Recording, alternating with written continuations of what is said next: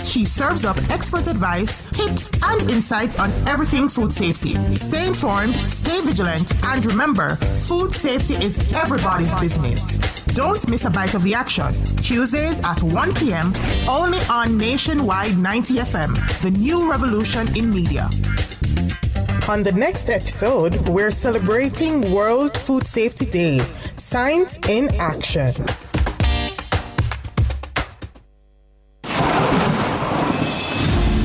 June is Disaster Preparedness Month.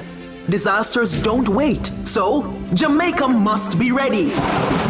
Tune into Cliff Hughes Online on Wednesday, June 4 from 10 a.m. to 1 p.m. to learn more about the Disaster Risk Management Act of 2015. The Disaster Risk Management Act calls on everyone, government, civil society, and the private sector to act now to reduce disaster risks and losses.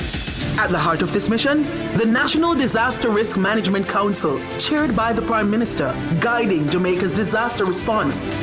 The Council continues to provide policy direction and oversight for disaster risk management in Jamaica. Together, we're closing gaps, embracing global best practices, and creating a safer, stronger Jamaica. So tune into Cliff Hughes Online, 10 a.m. to 1 p.m. on Wednesday, June 4, 2025. Learn more about the Disaster Risk Management Act and catch the live stream on our YouTube channel at Nationwide 90. Ready to tackle that building project? Start right. Start here at H&L Rapid True Value for building supplies. The time by H&L Rapid True Value is Nationwide time, 5 o'clock. Learn about smart betting strategies with AnyBet. Bet wisely, enjoy responsibly, and maximize your success. The temperature by AnyBet is 30 degrees Celsius in Kingston and Montego Bay. From the Nationwide News Network, comprehensive, incisive, tough.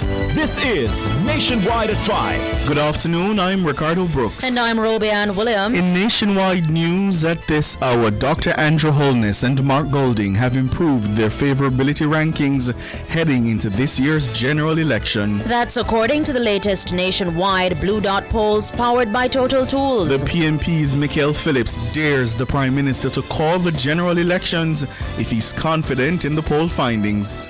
Since you want to listen to all of these Blue Dot polls, if you see the numbers that nationwide claim that you have, then call it. Finance Minister Favour Williams stands firm in support of the appointment of Dennis Chung as head of the FID. Mr. Chung possesses ample, relevant education, experience, and skills for this position. 135 people have been killed by the security forces since the start of the year. That's 80 more than was killed up to May 30 last year. In news from the rest of the world, Haiti elected to the executive board of the World Health Organization. The U.S. Supreme Court has allowed Donald Trump to revoke the legal status for 500,000 migrants. In headline sports, Daniel Thomas Dodd was the best Jamaican performer at Global Continental Track Meet in Poland. And later in our broadcast, The Nationwide Blue Dot polls, powered by Total Tools. Total Tools, they almost always have it. From 5:35 till 8 this evening, it's the big reveal of the May 2025 Blue Dot polls powered by Total Tools. Weeks before the next general elections, who is leading in the polls? Has the PNP finally overtaken the JLP in the party standings? 3 of the country's most reliable weather vane seats have been polled: Southwest and Southeast St. Elizabeth and Western St. Mary.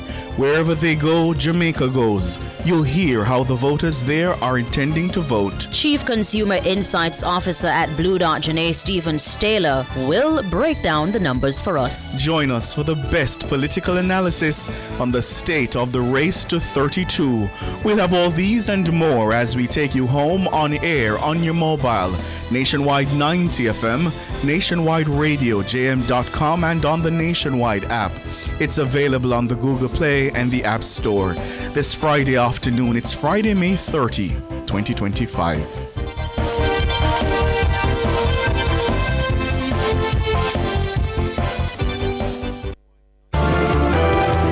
If it's news, it's got to be Nationwide 90 FM. Now the details. The leaders of the country's two major political parties have improved their favorability rankings heading into this year's general elections. That's according to the latest nationwide Blue Dot polls powered by Total Tools. While Prime Minister Dr. Andrew Holness holds a commanding lead in net favorability of 11%, opposition leader Mark Golding has seen his net favorability move into positive territory over the last 3 months. Ricardo Brooks has the details.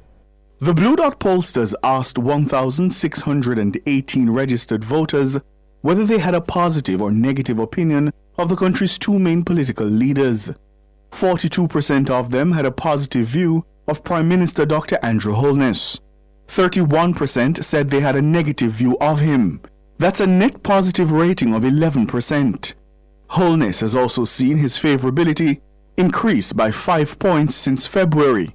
It's up from 37%. Mark Golding has also managed to lift his head above water. In February, the opposition leader was down 3% in terms of his favorability. He's reversed that trend and is now in positive territory by 3%. 30% of voters have a positive view of Marky G. 27% see him in a negative light. All those movements are outside the poll's margin of error of plus or minus 2.3%. 43% of registered voters have no opinion of Golding. That's significantly more than the 28% who have no opinion of Holness. It's a similar story of improvement for the political parties the two men lead. The JLP's net positive rating is 8%, while the PNP's net positive rating is within the margin of error at 1%. 39% of voters say they have a positive view of the JLP, while 31% have a negative view of the governing party. 30% are unsure.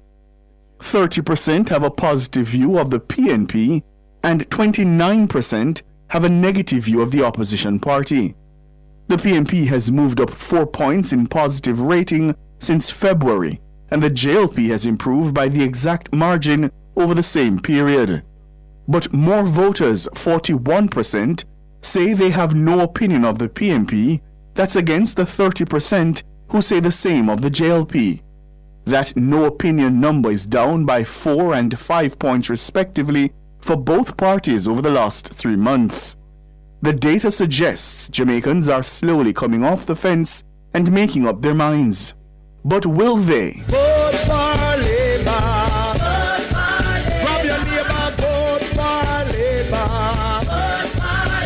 Or will they come out in their numbers and show Ready for the road. Hey, I'm Golding, you're ready for the road. Tune in at 5:30 this afternoon for the party standings.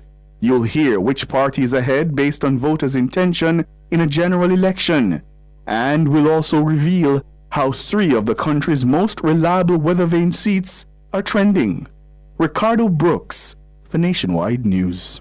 Member of Parliament for North West Manchester, the PNP's Michael Phillips, is daring Prime Minister Dr. Andrew Holness to call the general elections if he's confident in recent poll findings.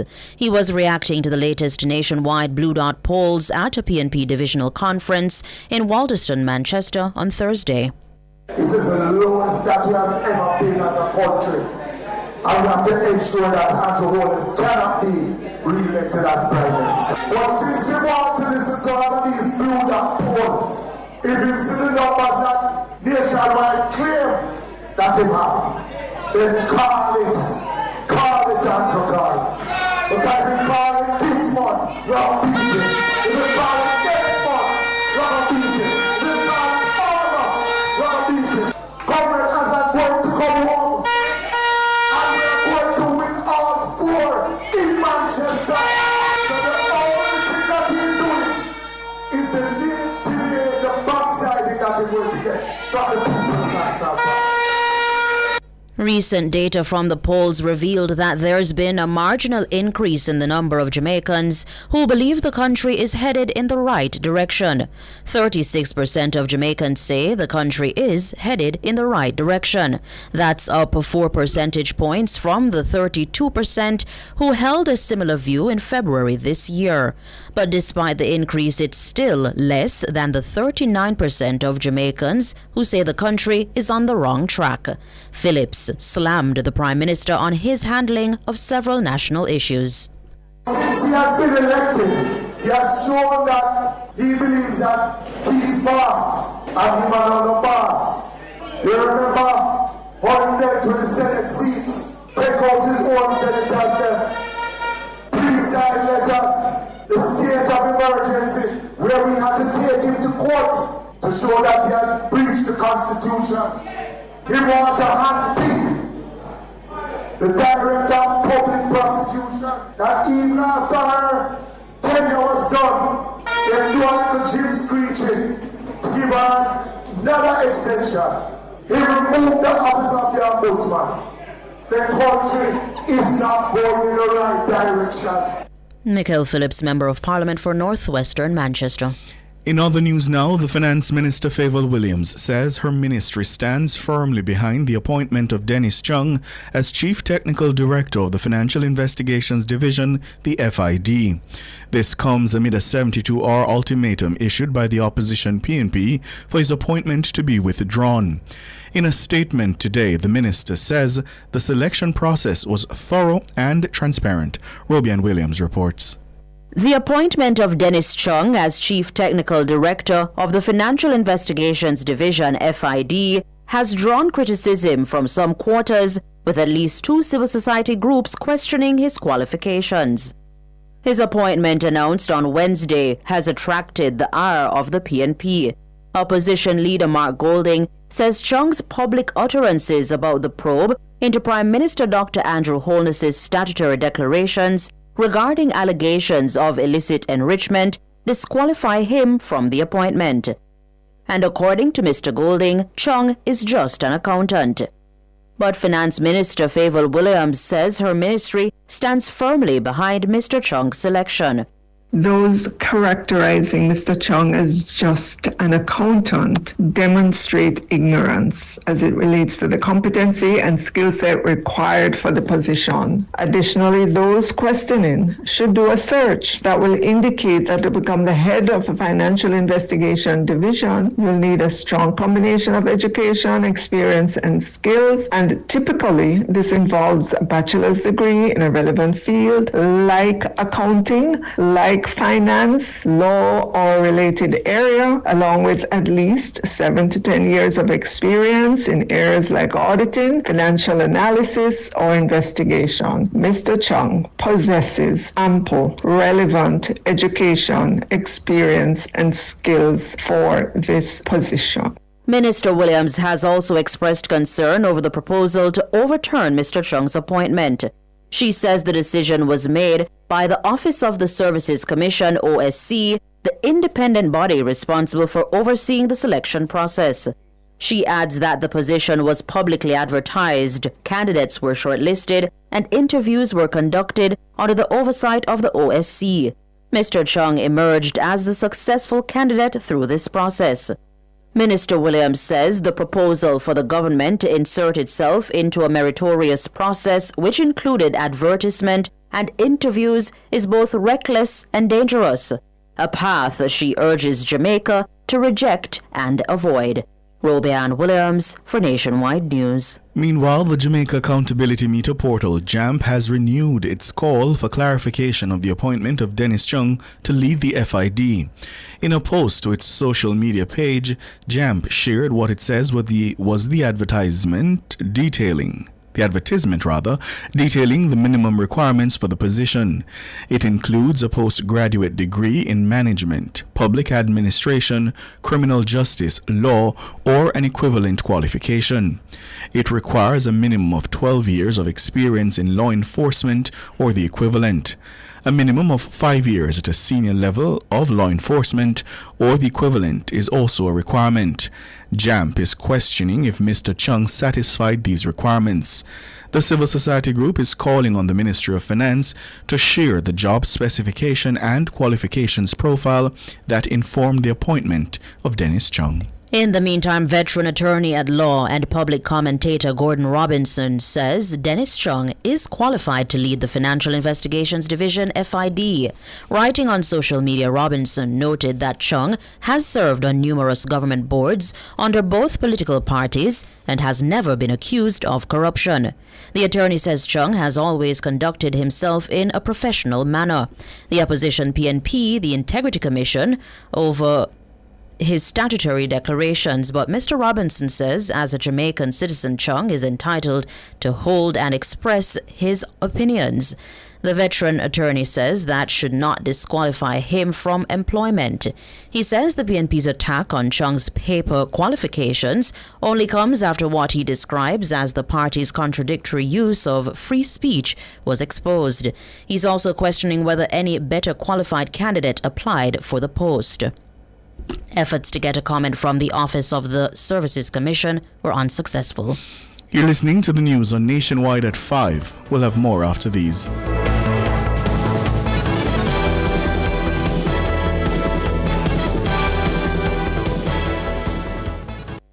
Celebrate 26 years with IQ Optical. Enjoy 26% off your prescription eyewear and sunglasses this month only. Book your appointment or take your prescription to IQ Optical in New Kingston, Manor Park, or Drexel. Conditions apply. The time by IQ Optical is... It's 15 minutes after 5. Rentokil Initial offers air purification solutions with triple filtration and unique auto-sensing capabilities that neutralizes malodor and replaces it with clean air. Call Rentokil Initial at 926-4236 for more details. The temperature by Rentokil is 30 degrees Celsius in Kingston and Montego Bay. Digicel! Bogo, Slim get tunes today and double the volume. Visit your nearest Digicel store and grab your Bogo. Get your Bogo SIM now and get a second SIM free. Enjoy free calling for 3 months between the 2 SIM cards. Plus, a 3-day plan with 300 minutes plus 15 gigabyte any use data on both SIM cards. Visit a Digicel store today. Double the value and share it with friends and family. Bogo. Digicel. Better connected.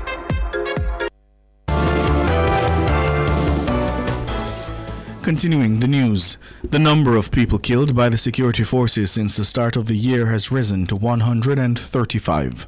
That's according to the Independent Commission of Investigations, INDECOM. The figure is 80 more than the 55 people killed up to May 30 last year. It represents a 145% increase in police fatal shootings when compared to the similar period last year. So far, 24 have been reported in May alone. That's more than double the number recorded in May last year, which stood at 11. But amid concerns of an increase in police fatal shootings, Police Commissioner Dr. Kevin Blake is once again rejecting claims of a hit squad in the force. I don't know from where that comes, right? But that's absolutely not how we operate. We have no such thing. As a matter of fact, the JSAF of today, if you notice, there's no one individual, there's no one formation, there's no one name. The name brand policing era has gone. What you hear is a Jamaica Constabulary Force. Thank you. Secondly, I went at length in one of my articles to outline the various oversight bodies around the JCF. And I must say that we probably have the largest number of oversight body in any police organization in this side of the world. It means, therefore, the things that sometimes people say, it defies logic. It defies logic. Dr. Kevin Blake, Commissioner of Police, he was speaking yesterday at a special post-cabinet media briefing at Jamaica House. Former PNP caretaker for Central Kingston, Lawrence Rowe, says he has been made aware of death threats on his life. I was visited by the Central Police and advised that there is a credible threat on my life and I am to take the necessary precautions. At this time, I wish not to say much more on the matter. Lawrence Rowe, former PNP caretaker for Central Kingston. Earlier this week, Rowe alleged that he was attacked by supporters of current PNP caretaker Steve McGregor in Central Kingston. Rowe was replaced by McGregor back in January. Rowe told our news center that the incident happened after he attempted to record a video of McGregor's supporters as they engaged in what he claims was an act of vandalism. Rowe says he was forced to arm himself with a knife when, hours after the original dispute had been settled, a man he claims is a supporter of McGregor attacked him and grabbed his shirt. World in a Minute is brought to you by ABC Electrical Sales. We make things as easy as ABC. And Charles O'Connor Consulting Network, COCN, driven by international accounting standards, modern technology and integrity. The World in a Minute. For the first time in its history, Haiti has been elected to the board of the World Health Organization, the WHO. The country participated in the 157th session of the WHO Executive Board on May 28 and 29 in Geneva. The Executive Board is responsible for implementing the decision of the World Health Assembly and providing strategic guidance to the organization. Of the WHO's 194 member states, 34 sit on the board. Haiti was elected to the body for the 2025 to 2028 term. Haiti's Prime Minister, or rather Minister of Health, says his country's election to the board is more than a privilege. He says as a member of the board, Haiti is committed to contributing resolutely in global governance. The Trump administration can temporarily revoke the legal status of over 500,000 migrants living in the U.S. That's according to a ruling handed down by the U.S. Supreme Court on Friday. The ruling put on hold a previous federal judge's order stopping the administration from ending the parole immigration program. The program was established by former President Joe Biden. It protected immigrants fleeing economic and political turmoil in their home countries. The parole program allows immigrants temporary status to work and live in the U.S. for 2 years because of urgent humanitarian reasons or significant public benefit. The new order puts roughly 530,000 migrants from Cuba, Haiti, Nicaragua, and Venezuela at risk of being deported. Several immigrants' rights groups and migrants from the program sued the Trump administration over the decision.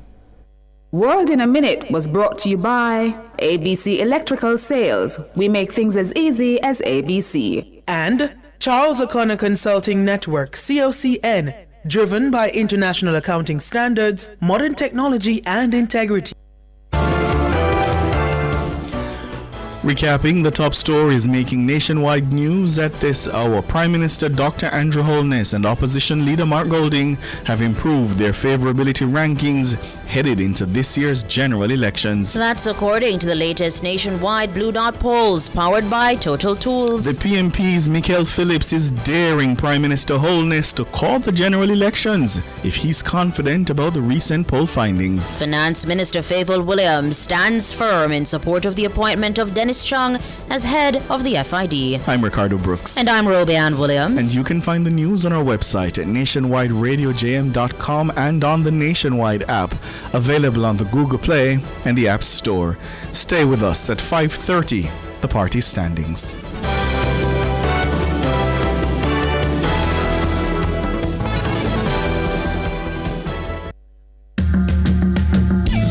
You have a passion for road safety? Love working with children? Want to make a real impact in your rural community? The Jamaica Urban Transit Company, JUTC, is expanding its services and we're hiring drivers for a brand new rural school bus service launching this September. If you're 25 or older, have a valid open general driver's license, at least 3 years experience and a clean record, we want you on our team. Enjoy steady pay, meaningful work and the chance to help students get to school safely across 13 parishes. Apply by May 30, 2025. Visit jutc.com.jm for more information. Drive the future. Drive with JUTC.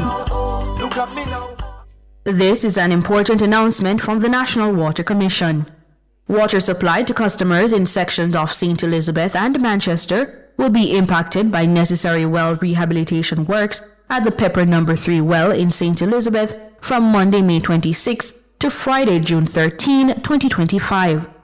As a result of this work, operations at Pepper No. 3 will be suspended while operations at the Gutters pumping station will be reduced to 55% of capacity. During this time, customers may have no water or may experience low water pressure. The affected areas include Martin Hill, Prospect, Downs, Mandeville Town, Spurtree Heights, Knockpatrick, Newport, Lincoln, Gutters, Spurtree, sections of New Forest, Nain, Sea Air, Greenvale, Hatfield, Dunrobin, Balvenie, Kingsland, DeCartwright Road, Cotton Tree, Georges Valley, Hillside, Richmond, Old England, Greyground, Newport, Ward Avenue, Heartease, Woodlawn Housing Scheme, Caledonia Road, Caledonia Meadows, Albion, Mayday, Brumalia, Marshall's Pen, Waltham, Perth, Cedar Gardens, Miketown, Huntley and surrounding areas. Impacted customers may request trucked water by calling the NWC's toll-free line at 888-225-5692. The NWC regrets any inconvenience this may cause and craves the patience and understanding of its valued customers during this period of necessary works. That was an important announcement from the National Water Commission. Sports at 5 is brought to you by Total Tools. They almost always have it.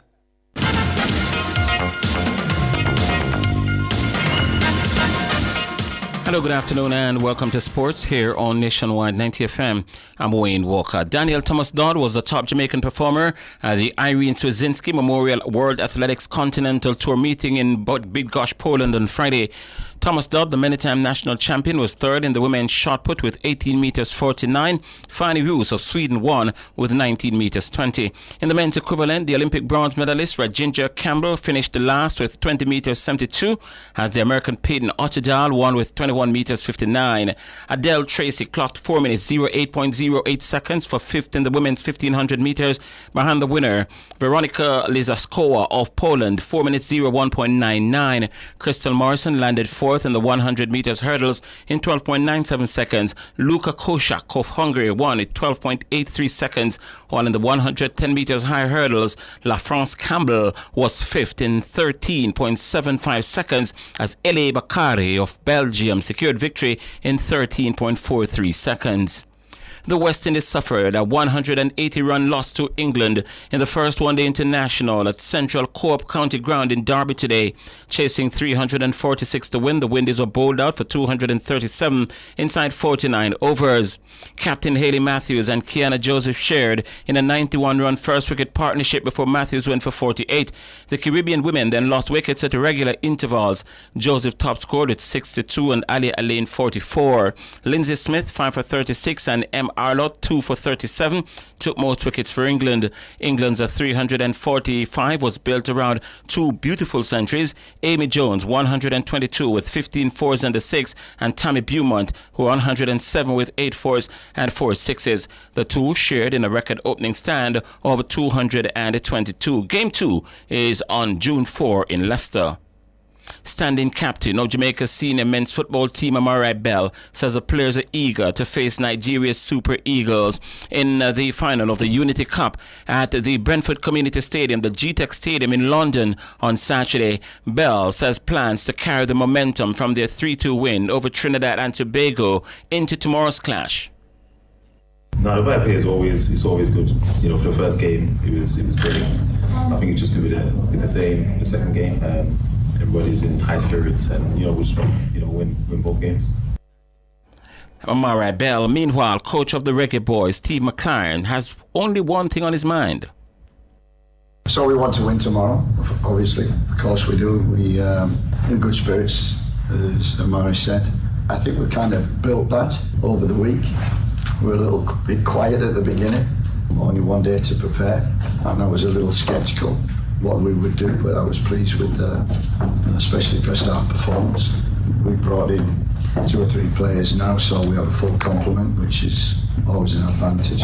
Another one coming in this afternoon, so it would have been ideal to get them in at the beginning, but by the end, we got there with 23 players.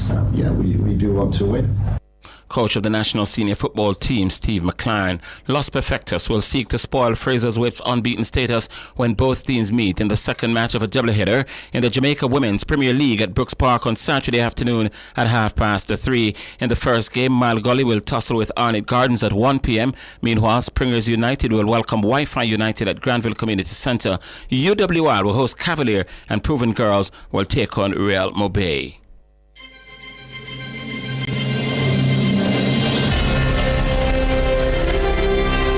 This is Nationwide's Champions League Facts.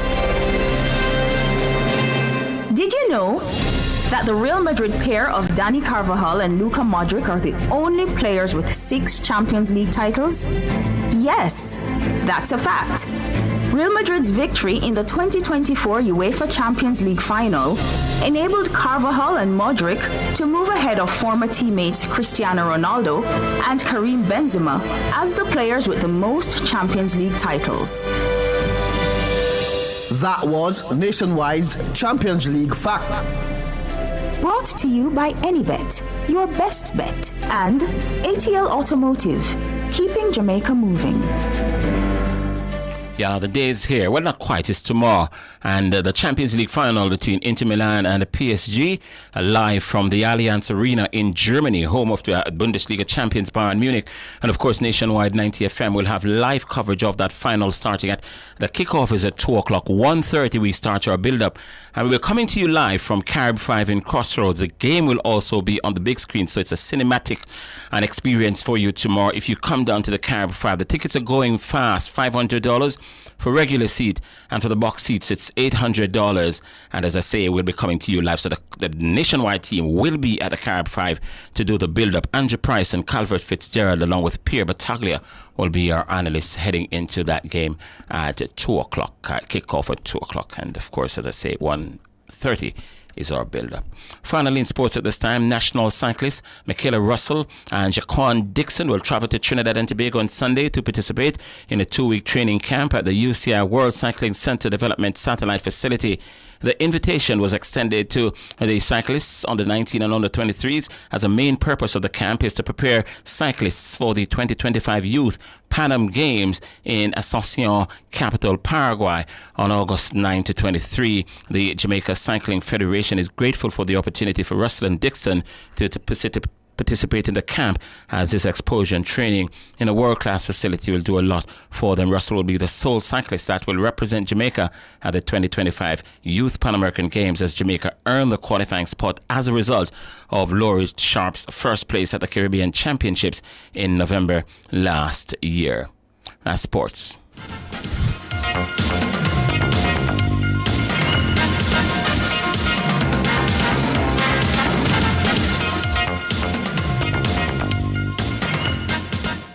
Sports at 5 was brought to you by Total Tools. They almost always have it.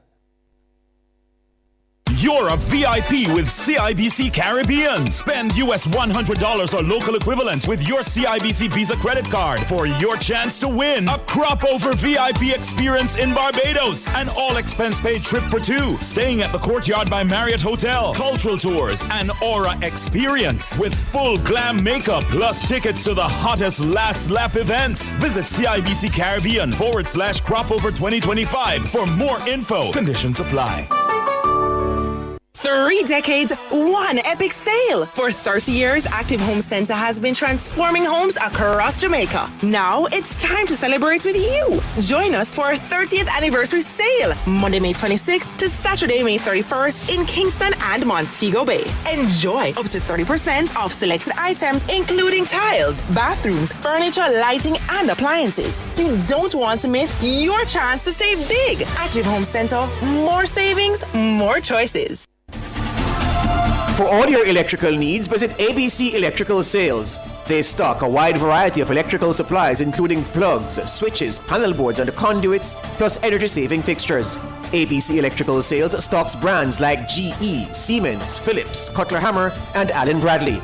They also offer free island-wide delivery just to suit your needs. Visit them at Shop 8, Hagley Park Plaza, Kingston 10, or call 876-754-3714-5 or 876-754-3825-8. ABC Electrical Sales for a better choice in the electrical business. Tired of waiting for your ride? Want safety and peace of mind on every journey? Amber On Time is here! With verified drivers, real-time vehicle tracking, and panic button with armed security response, your safety is our priority. Reliable service, easy booking, premium experience, it's all just a tap away. Download Amber On Time today. Who will climb Europe's football Everest? Will it be Inter Milan? Good ball from Di Marco. Dumfries and Lautaro Martinez! Or will it be Paris Saint-Germain? Dembele has other ideas. What a chance! What a goal! On Saturday, May 31, the two heavy hitters of the European game will clash at the Allianz Arena in Germany in the European Champions League final. Artist lost that one. Here's Hakimi! Nationwide 90 FM will be at the center of it all as we take you to Bavaria for live coverage of this Titanic showdown. Tudor neatly controlled. Dumfries, first time! Francesco Acerbi! Acerbi, the hero! Join the Nationwide team at Carib 5 in Crossroads as we build up to the game starting at 1:30 p.m. Live coverage of the European Champions League final on Nationwide 90 FM Saturday, May 31 is brought to you courtesy of the Amber Group. The Amber Group, pioneering innovation. Any bet, your best bet. And ATL Automotive, keeping Jamaica moving. The game can also be seen live at Carib 5.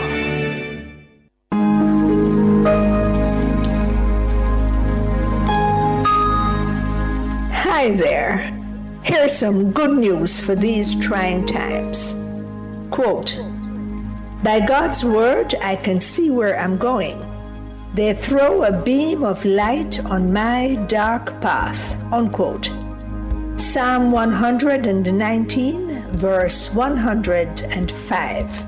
Listen for God's word weekdays at 5:45 a.m. and 12:55 p.m.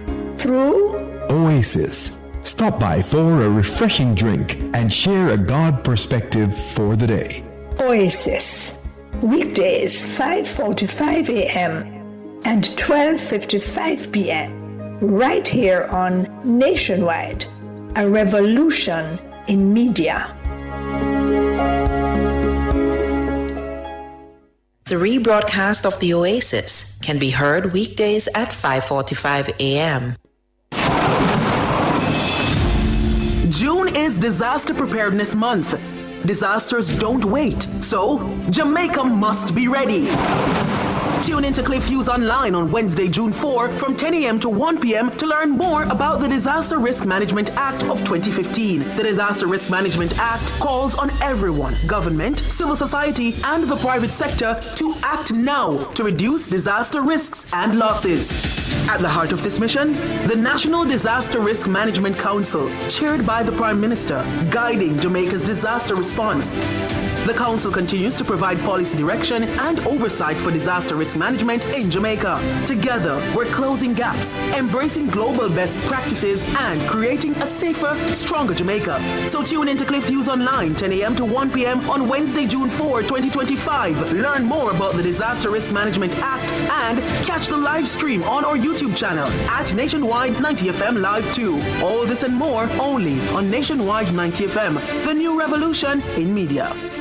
This broadcast is brought to you by the Office of Disaster Preparedness and Emergency Management.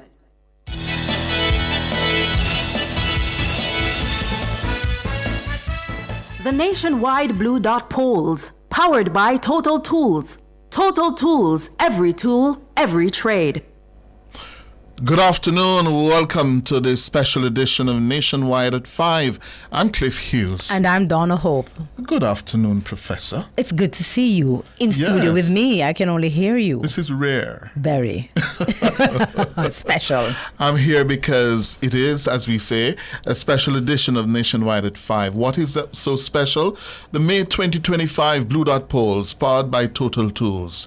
It's our analysis of the state of the race to 32. That is what we're calling our election coverage for 2025. The race to 32. Why? Because 32 seats are needed by either of the two major political parties to form government. The governing JLP has 49, the PNP 14. But the key thing is 32. That's the magical number on election night. And so today we'll reveal the major findings of the questions asked by our Blue Dot pollsters when they went into the field to canvass the views of Jamaicans on a range of political issues. The nationwide Blue Dot polls were conducted among the 1,618 registered voters between May 2 and May 17. It has a margin of error of plus or minus 2.3%. Since Monday, we have been presenting the findings on various questions, including the perceived direction the country is going, the views of Jamaicans on the performance of Prime Minister Andrew Holness and Opposition Leader Mark Golding, and more. Today, we've invited our Blue Dot data scientists to share with us the findings on 3 key questions. And these questions are: 1, for each of the 2 major political parties, do you have a positive, negative, or no opinion of that organization or person or group? Do you think the Holness administration deserves a 3rd term in government? And if general elections were being held today, which party's candidate would you vote for in your constituency? We've also invited a panel of guests to provide their interpretation of the findings. We invited the People's National Party to send a representative, but they declined. And of course, we want to hear from you. So join the analysis on our YouTube platform at Nationwide 90 FM Live 2. You can also use the hashtag NNN Blue Dot Polls on X and Instagram.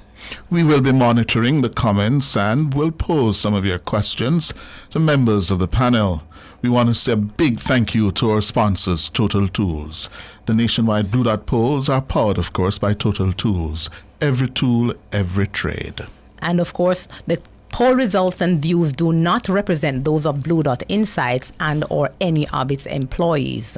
And so we are going to turn now to Chief Consumer Insights Officer at Blue Dot, Jenny Stevens-Taylor.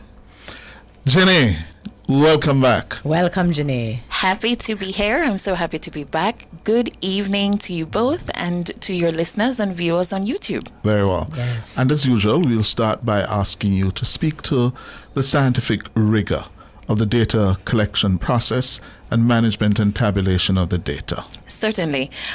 So we go into all 63 constituencies and all the divisions within each of those 63 constituencies to establish a nationally representative sample of the electorate. For people to participate in the poll, they must be registered to vote. That means they're able to participate in the process on the day that we are all waiting with bated breath for it to be announced. And we administer the questionnaire. Now, very importantly, we go house to house, right? We're not interviewing people on the street. We have to verify that they live in the constituencies where they say that they live. And so we go house to house. How do we determine what house we go to? There is a simple way to do that. We have what we call a sampling interval. A sampling interval tells you go to every nth house. And we can tailor that N depending on how closely packed that particular community is or how densely populated it is, how many household structures are in the community. So if it's somewhere that there are a lot and, sometimes even multiple dwellings on one plot of land, then that sampling interval would be wider. So we would say go to every 3rd house or every 5th house. If it's a more rural area where the dwellings are spread further apart, then that sampling interval would have to be lowered because we don't want to be skipping too many houses. So it's not up to the interviewers. It's assigned to them. This is your interval, and you're approaching every 3rd house. When you get to the house, you're asking for the adult whose birthday comes next. So there's no way for the interviewer to know who in the house that is going to be, for them to say, oh, let me talk to you because you look like you're going to tell me what I want to hear. Absolutely not. Oh. Right? They don't get to choose. There is a methodology to the choosing. Every nth house, and then the registered adult in the house over the age of 18 whose birthday is next. So that's the criteria for selecting who is going to respond to the survey. So Janae, before you go, what if you go to the nth house and the person there refuses or declines to participate in the survey? If they decline to participate, that house can be replaced with the house that comes next. If they are not there, the rule is that they must revisit that house at least 2 more times before we can replace that house. So again, it's not just, oh, nobody wants to talk to me here, I'm just going to move on. It's not about convenience. And that's why it takes some time and it requires careful attention to detail, because it's not about doing what's convenient, it's about doing what's accurate. So you have the sampling interval, yeah? But what about gender and age as factors that you look for? Right. So there is some level of what we call stratification that is placed on the sample. What does that mean? That means for certain key variables for which there are nationally available statistics guided by Statin, we establish quotas for the sample distribution. So a very easy one is gender. We know that we have a 50-50 split men to women according to our census data. And so we apply those same sorts of quotas to the sample to ensure that we also have a 50-50 split of men to women in the sample. And we do that at a large scale, but also right down to the divisional level. So if we're going into a division and we need to talk to 20 people, 10 of them have to be men and 10 of them have to be women. And so when you go to the house, this house, you're asking for a man. The next house, you're asking for the woman. The next house, you're asking for the man. The next house, you're asking for the woman, because it's 50%. And so you also do that then, Janae, in terms of the age intervals that you have used to determine the ratings that people give. Correct. So that same sort of approach is applied for gender and for age, and of course for division, because we have that information from the electoral authorities, and also at the constituency level. So we can ensure that our sample from a distribution or percentage standpoint is a mirror image of what we know to be true of the electorate. So if 3% of the electorate lives in a particular constituency, then that constituency accounts for 3% of our sample. If within that constituency, 25% of the people within the constituency live in Division A, then 25% of our sample from that constituency are drawn from Division A. So it's about making the sample as closely mirrored to the national picture as possible. And we say representative. Yes. So in terms of there's a term that comes up in all of these surveys. Can you hold it for us, Prof? Yeah. We have to break. Yes. Our first break. And after the break, we're going to go to our first question. Yes? And that is the favorability of the political parties and leaders. Yes.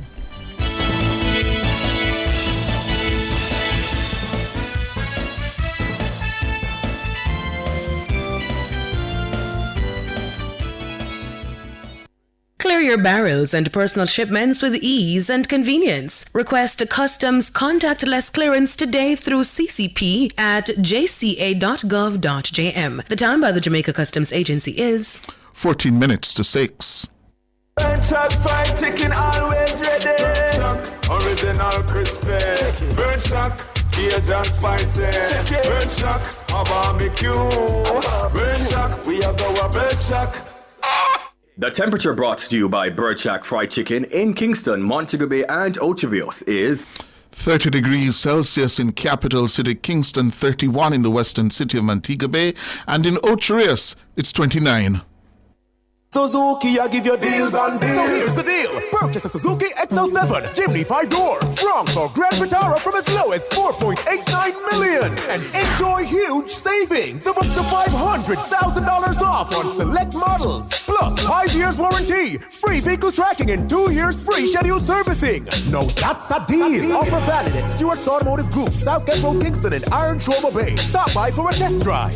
Follow Suzuki Jamaica for more details. Conditions apply. Suzuki, I give you deals on deals. make a toast to your future. The JTA Cooperative Credit Union is by your side. All educators, the best is what you deserve. We'll keep your dreams alive. Competitive loans to help you grow. We'll take you higher. Great returns on your savings. A bright future is in the making. Build the best you with the best credit union. We are committed to serving you. The JTA Cooperative Credit Union, serving our members, impacting lives positively. Well, it's a special edition of the Race to 32, the state of the race to the next general elections. At most months, no more than 2-3 months away now, 12 weeks, yeah? And it's the May 2025 edition of the Blue Dot Polls, powered by Total Tools. It's the results show, and I'm Cliff Hughes. And I'm Donna Hope. And we have Chief Consumer Insights at Blue Dot, Janae Stevens-Taylor. So, Janae, the first one? Sure. So starting out with where the parties stand in the national picture from a perception perspective. Just how favorable an opinion does the electorate have of the two main parties and their leaders? So that's the first question. For each name or organization you recognize, do you have a positive, negative, or no opinion of that person or group? That is how the question is posed when the interviewers are engaging with the respondents. And the results of that show that Prime Minister Holness and his ruling JLP lead in public favorability, and quite significantly so, while the opposition PNP and its leader, Mark Golding, struggle to overcome negative sentiments with meager net favorability. So, what are you looking at on screen for those who are able to see?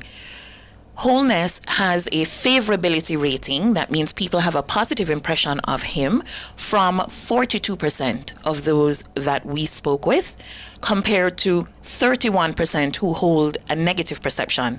That gives him net favorability, positive minus negative, of 11%. In contrast, the opposition leader Mark Golding has garnered positive perceptions or sentiments from 30% of the respondents in this poll, and negative impressions from 27%, netting favorability of 3%. So Mr. Holness is ahead by more than 3 times in terms of comparing the net favorability. He's at 11%, Golding is at 3%. When we look at the positive ratings, Holness is at 42%, 12% more than Golding's 30%. So in terms of that leadership perception, the nod goes to the Prime Minister there. Looking at their organizations, positive views for the JLP from 39% of the sample compared to 31% who hold negative views, and another 30% are neutral, netting favorability of 8% for the JLP as a party. So the Prime Minister is running ahead of his party. He is polling ahead of his party, and that is typical of our polls. We have found that, certainly since I've been involved in these polls, that Holness tends to poll more favorably than the party itself. All right. On to the PNP side, we see positive views coming from 30% of the sample, negative views from almost the same amount, 29%, and then a notably higher sort of sense of ambivalence in the middle there, neutral. People who say, I have no opinion either way, 41%. In relation to the PNP. So that's 11% more people taking a neutral stance on the PNP compared to the JLP as an organization. And that nets the PNP only 1% in terms of net favorability. So only 1% more people have a positive view than those who have a negative view. Hence, the standing that, they're struggling both as an organization and as the leader to overcome some of those negative perceptions that have persisted over time. And as I mentioned over time, let's look at that and what it has looked like over the last year or so. Just to complete a point we made earlier, while Holness is polling better than the JLP, his party in terms of positive rating, What is it for Golding and the PNP? For Golding and the PNP, their favorability aligns. So the exact same proportion of positive sentiments for both Golding and his party at 30%. The only thing that makes the difference between them is a 2% difference in the negative ratings. So we're at 27% negative impressions for Golding, compared to 29% for the party overall. So Golding has a net favorability of 3%, the party 1%. So it's very well aligned there. There is not that sort of what we would call leadership-centric type of favorability existing on the opposition side. Okay. Next. All right, so we look at these results over the last year. So it's a 1 year, just over a 1 year period from February of last year to May of this year. But during that time, we've done 4 of these types of polls. So we have those results to share. Starting with the opposition leader, Mark Golding here.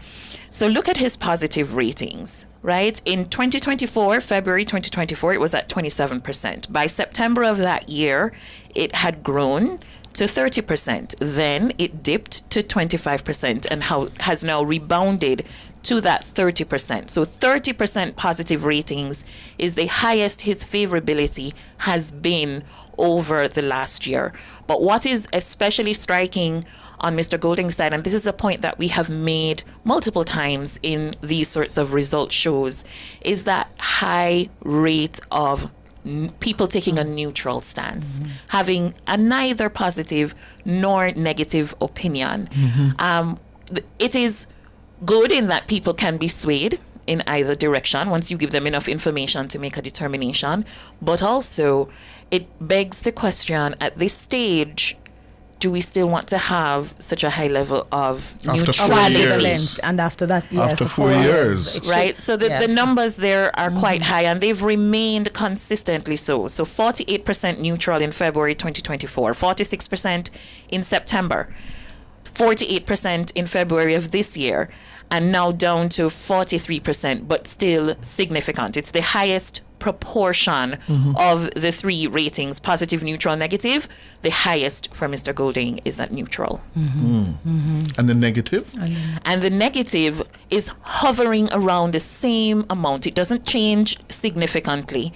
So 25% in February last year, down a little to 23%. And then for the last 2 consecutive waves, February and May, 27% have negative views of the opposition leader. The Prime Minister. All right, looking now to the Prime Minister, the plurality of his impressions are on the positive side. And right now, he is at the highest point that he has been in the last year.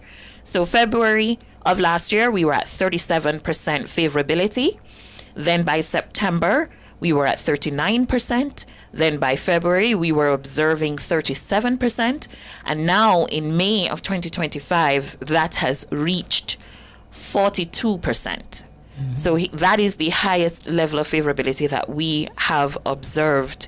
And it's also the highest level of net favorability, meaning when you take out the negative, it's still the highest. And we've seen this number twice now, that 11%. So 11% more people having a positive take on the Prime Minister than the persons who have dissenting opinions. So negative the negative opinions don't change that much for both of them. Those who are holding a negative sentiment about the leader seem intent on staying there. It does not fluctuate all that much.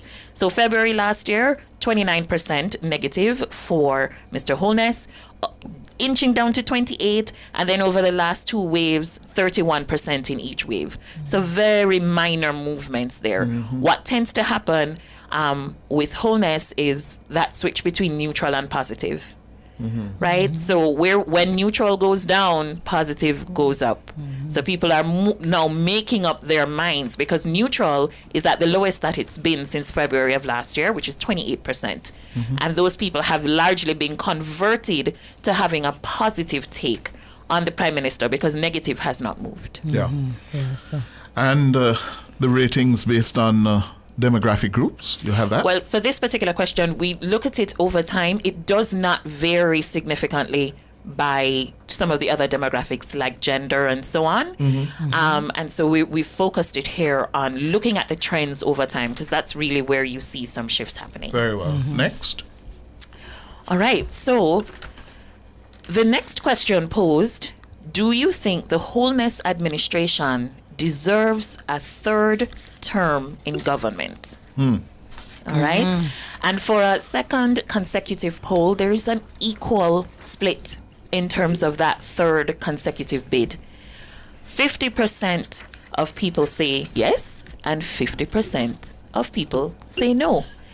And so the electorate is quite deeply divided around this issue of a third consecutive term. And I want the audience to understand this question against the backdrop of some of the more favorable ratings that you have been reporting on and your team has been reporting on for much of this week. And so he's fit for the job, right? 14% more identify the JLP and Holness as being fit to address the national issues. But then when we come to a question like this, the electorate is so divergent on whether or not that fitness should translate to a third consecutive term. That's a key But isn't that issue. a part of our political culture? I think that's a historical shading of the polls from our culture. You know, people are hesitant maybe to agree. Oh, we're not fully. rational voters. That's a part of our political culture, you know, Yes. that, we don't give third terms, and Exactly. so therefore the shading comes across. So even while other things are trending upward, people will balk at a direct question in that way. And that split is very, very clear, you know. But you're telling Yes. me, Jenny, that you're picking up something as well where this question is concerned. Yeah, among those who give the government credit for being best equipped to deal with the concerns they've identified. But when you ask them about whether they deserve a third term, what are you picking up? So what we were able to determine was that we looked at those who are thinking that the government is doing a good job and they're best equipped to continue to do that job, versus whether or not they would actually vote for them. And so, as you'll see when we start discussing that voter question, there's a share. I won't say the number just yet. I'll hold that until we get there. But there is a notable share of voters who, although they give the government the nod for being best equipped, they are undecided about who they're going to vote for. And what we found is that a significant share of those people say no to this question. So the challenge that they have, why they have not yet made up their minds, although they think the government is best equipped to continue to lead, is around whether or not that is sufficient for us to have them in office for another term. And do you think that has to do with the two-term syndrome that we have had in Jamaica that has disappeared largely since 2006 elections, where we have a few one-term governments? Is it that we may be yearning to go back to no more than 2 terms? Well, I'll leave that for you and your guests and your commentators and those who are more familiar with the history and the culture to speak to. All right, and let me tell you, listeners, our guests that our panel this evening, a member of the JLP's Communications Task Force, Marlon Morgan, political commentator and trade unionist, Helene Davis-White, the president of the Employers Federation, Wayne Chen, he'll be on the phone, political commentator Kevin O'Brien Chang. We also have an assistant lecturer in public policy and political leadership and strategy at the Department of Government at the UWI Mona campus, Damian Gordon, and associate professor in the Department of Political Science and Policy Studies at Elon University in the United States, Dr. Damian Blake. And we have a new guest this evening, courtesy of Blue Dot Insights, a data scientist, a young Jamaican who has done this at an advanced level, and he brings to the Blue Dot team, Janae, tell us.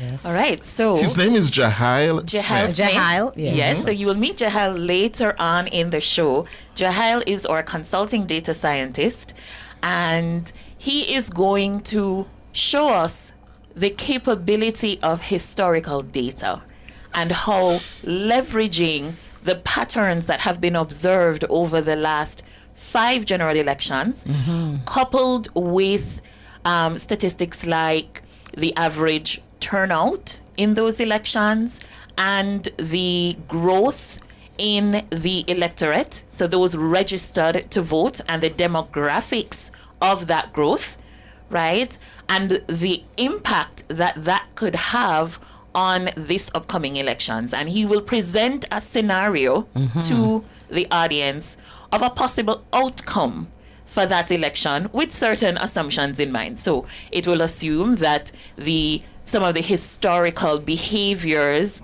will resurface, because we know 2020, dubbed the COVID election, right? Record low voter turnout, among other things that would have led to that election being atypical. So now this helps us to understand, should we revert to what would have transpired pre that COVID election, this could be the outcome. So that's going to come. So there's going to be a prediction. It's not a prediction. And she doesn't want us to use that word. Clip, what I'm saying is, I am not making a prediction. It's a modeling. It's a model scientific of a potential outcome. Now, one of the things that I want the audience and I want everyone to be aware of is models don't account for culture. Models don't account for sentiment. Models are informed by numbers, and they generate numbers based on probability. So it is a potential outcome. Based on these set of numbers. Based on these set of numbers. And so we have to look at it in that way. It's an interesting outcome. Yes. Right? And it sounds exciting. Right? It's an interesting outcome, and it's something that should make for robust debate. Yes. But we have to remember that models don't account for sentiment and the people side of things. And models don't account for events that might occur within the election timeline. Correct. Again, yes. So we have a lot to chew on still ahead. It's 4 minutes after 6. Let's take the break and come back with more.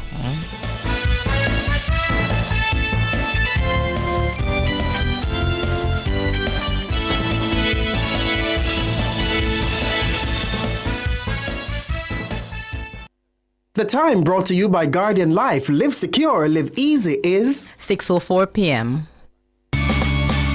Enough power tool, big to small. Chaka my figure dig the wall. Our total tools. Beat walk a figure trim the lawn. We have everything you job them on. Total tools. We rent them, sell them and fix them. Also give Total Tools a call. When I say home improvement, landscape construction, a Total Tools are your option. Home improvement, landscape construction, Total Tools are your option. Total Tools located at 102 Main Street, Ocho Rios, 34 Slipe Road, Kingston. And lot C6 Jacksaw, Sentence Bay. Call us today.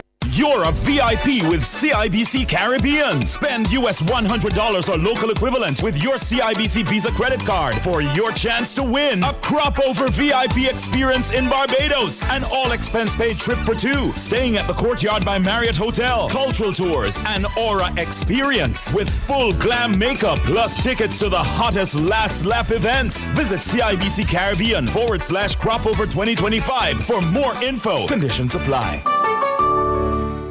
The National Stadium is the place to be on Saturday, June 7, when a glittering cast of global stars execute their pet events at the 7th staging of the Racers Grand Prix. The stunning lineups include Olympic silver medalist Kishane Thompson, Rashid Broadbell, Oblique Seville, National Junior record holder Buwaji and Krumi, schoolboy sensation Gary Card, Zarnell Hughes, Christopher Taylor, national champion DeAndre Watkins, the fast rising Zandrian Barnes, and Trey Cunningham. Check out the women's side where some titanic names are listed, including world champion Sharika Jackson, Shashali Forbes, Natasha Morrison, Favor Ofili, Karika Hill, Sade Williams, and Stacey Ann Williams. Admission finish line $5,000, regular grandstand $3,000, bleachers free until May 31. After that, it's only $1,000. Get your tickets online now at racersgrandprix.com and the Jamaica Pegasus from June 2 to 6. The action promises to be nothing less than sensational.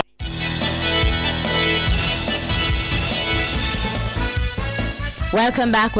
And today, of course, on Nationwide at 5, we are coming to you with the Blue Dot polls, and we have a raft of commentators who are going to be coming with us, along with, of course, our persons from Blue Dot who are giving us a lot of the findings today. So we're going to be hearing, I think we're bringing in a commentator or two to speak with us on the poll findings and to give us some of their impressions. Of course, in studio, I have with me, we are bringing on Wayne Chen on the phone. He will be with us on the phone.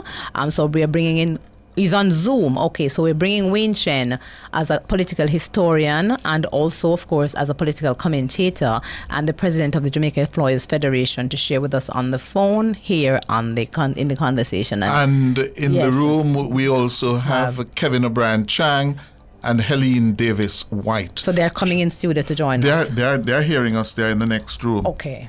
All right. Good evening, Wayne, Kevin, Helene. Good evening. Good evening. Good evening. Hi, everybody. Good. All right. Let me begin with you, Helene. The favorability. Any surprises there for you? Not really. I am happy that the Blue Dot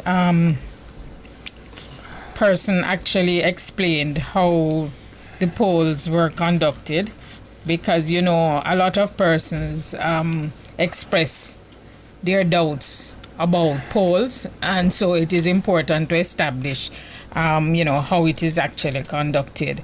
In terms of the question that was asked about the fitness of the leaders of both parties to take on the job of running the country, I don't think there is much of a surprise, because I think the fall off had started for the PNP, certainly based on these polls from the last poll that was conducted. And I think the PNP has to do more work.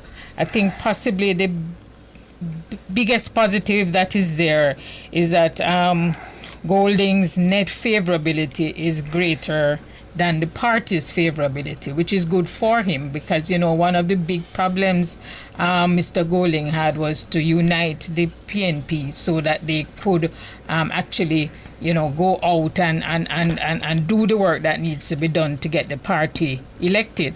So I think that is one positive for Mr. Golding, that in fact he seems to have gotten over the hurdle of being able to effectively lead the People's National Party. With that in place, I think there may be more work that he needs to do to be able to get the party in a position to be able to lead the JLP. But certainly, as I said, this is really saying the based on the polls of February that the momentum seems to have shifted somewhat to the JLP, and the PNP certainly needs to do some more work to get back to that position where they were actually leading at a point last year. Kevin O'Brien Chang. Yes. This poll is a little contradictory, and somebody alluded to the third term syndrome, because while the gap between Andrew Holness and Mark Golding has remained similar, 42 to 30 for the favorability, when they did the leadership matchup, who would you vote for, Holness's lead had shrunk from 14% to 10%.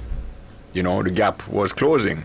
Despite the confidence improving, all the objective numbers were good for the JLP, right? The confidence, trust, all that for Andrew Holness's ratings has gone up to. But when it came to the voting intention, we haven't seen the party voting yet, but the matchup of Holness versus Golding to who you vote for, that had shrunk from 14 to 10 points. So it's a bit contradictory. And as I said, perhaps the third term syndrome is the thing. People just want to see a fresh face, or they want new blood or something. Some of them, a significant portion anyway. They're not, people are saying they're doing a good job. That's not translating into votes. And I think we have Wayne Chen Yes, on the line Wayne. as well. Let's bring Wayne in as someone who has a strong grasp on the kind of historical framework, because the third term conversation and matching it with what people see about the individual leaders, we usually presidentialize our elections. We vote towards the leader. So I think Wayne, your comments and response to what we have heard from Janae, but also this conversation about the third term versus the favorability ratings of the leader. Well, back in the 1970s, when some of us, Cliff and I, came of political age or consciousness, we had to look in our dictionaries for the word charisma. Yes. Because that was a word attached to Michael Manley, and a lot of us had to look it up. It has become commonplace in Jamaica now to talk about charisma. The fact is that Andrew Holness has always polled ahead of the Labour Party, as long as I can remember polls being taken where he has been party leader. And that's when we go back to 2010, 2011 coming forward. So it's not unusual for him to poll ahead. We saw the same phenomenon with Michael Manley, that he remained popular right up to the 70s. And even though he lost by a landslide in 1980, his popularity just dipped for a little bit, but always remained stronger than his party, and certainly ahead of Edward Seago, who he went on to defeat again in 1989.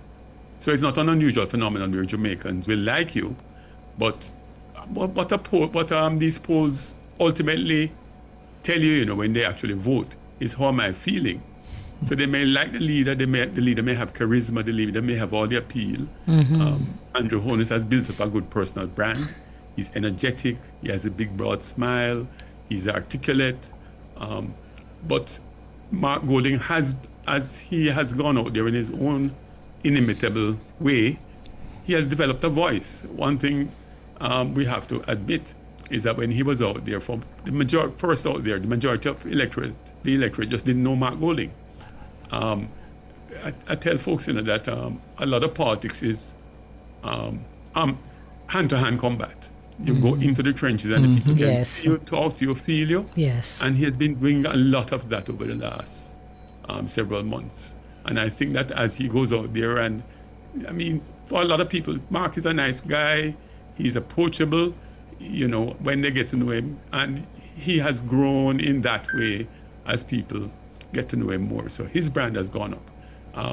The poll reveals that there is still a gap between the two, but as the party standings and the voting intention numbers demonstrate, those numbers narrow down to, and I suspect, how people are feeling it in their own lived day-to-day realities. So charisma and leader is one thing, reality and what people face day-to-day is a different thing.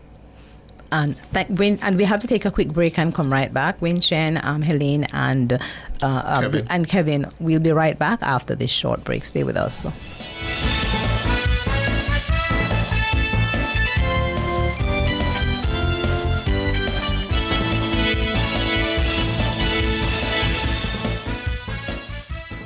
For all your scales and food processing equipment, call Advanced Scales and Equipment Limited at 876-968-9612-5. The time by Advanced Scales and Equipment Limited is 15 minutes after 6.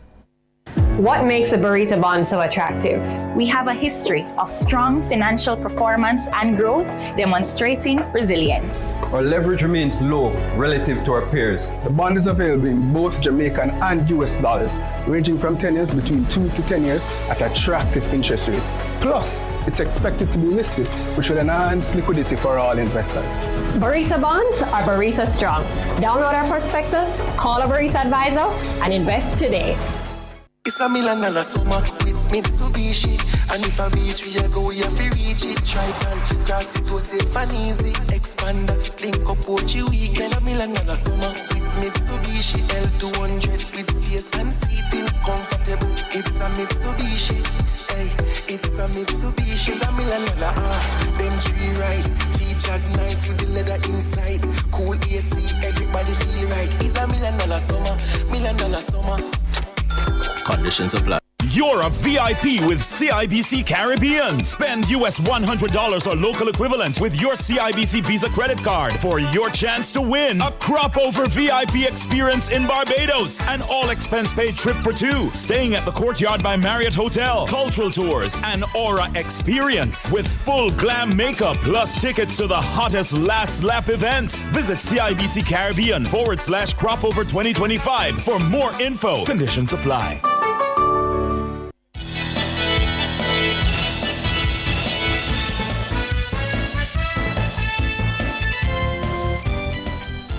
Thank you so much for staying with us here on the special edition of Nationwide at 5. We're looking at the state of the race to 32 seats needed to form government, and we're into the general election campaign now, and we have data from the field courtesy of Blue Dot. Yes, the Blue Dot polls powered by Total Tools. I'm Cliff Hughes. And I'm Donna Hope. And we have from Blue Dot, Chief Consumer Insights Officer at Blue Dot, Janae Stevens-Taylor.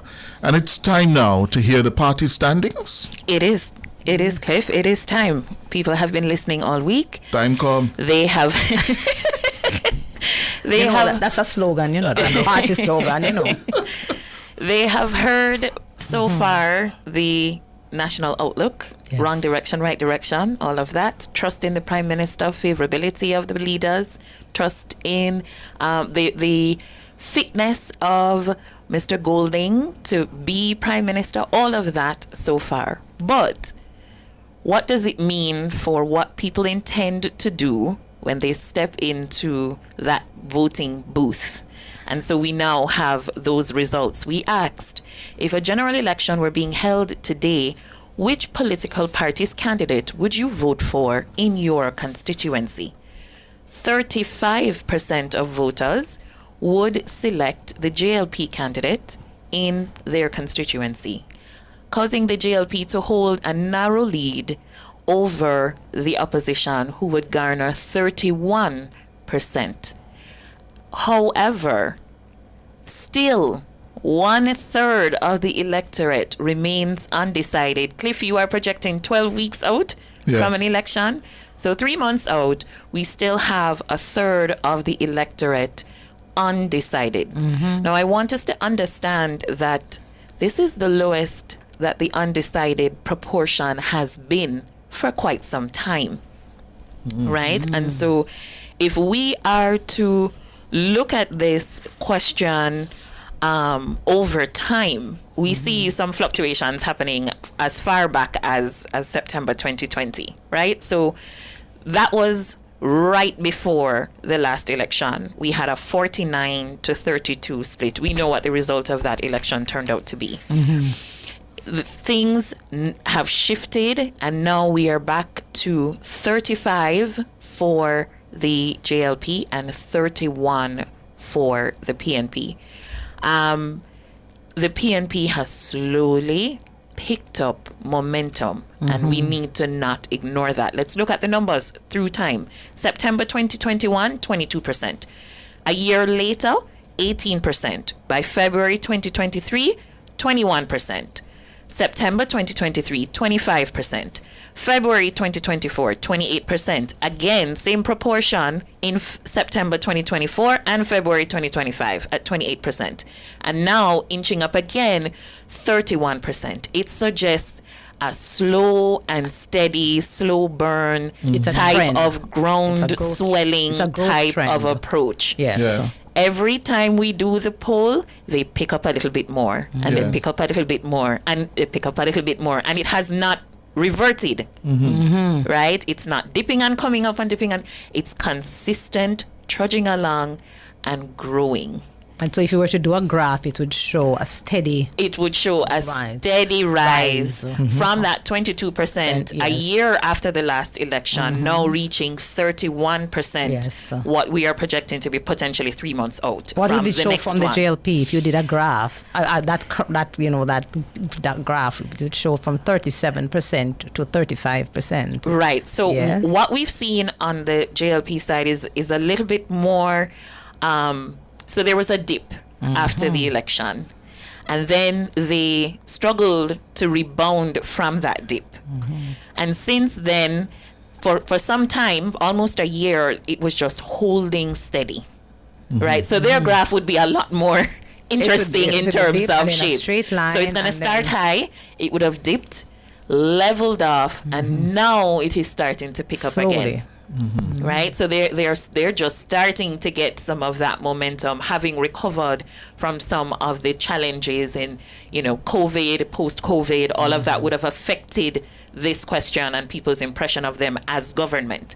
However, they've been able to recover from that. They recovered, I would say, around September 2023, when it would have gone from 24% 6 months prior and reaching 31% by September 2023, and holding firm there for 3 consecutive polls until September 2024.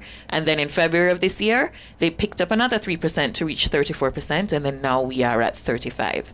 So their momentum is sort of just getting started, and what they do next is going to determine, does it continue to climb, or is this as good as it's going to get? So in February, it was a 6-point lead for the JLP. Yes. 28-34. Now it's a 4-point lead. 35-31. Which, to the point that Donna was going to ask earlier about margin of error. Right? Yes. We talk about that. Yes. A 4% lead is really a 2% lead in a poll with a 2% margin of error. Yes. Right?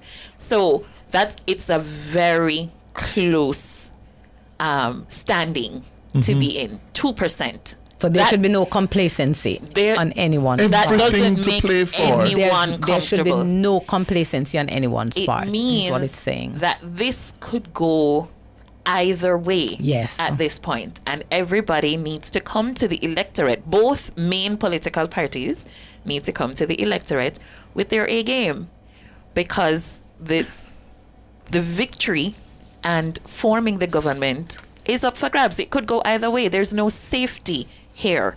Now, one of the things that I want to point out is, let's look at what this looks like from a party support standpoint. Okay, so the PNP base is out.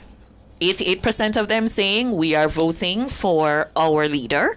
On the JLP side, that proportion is 86%. So far, each of the 2 leading parties have garnered 1 in 10 votes from the undecided. Right? And so on the PNP side, it's 10%. On the JLP side, 11%. So that's basically the same thing, right? When we talk about margin of error and so forth.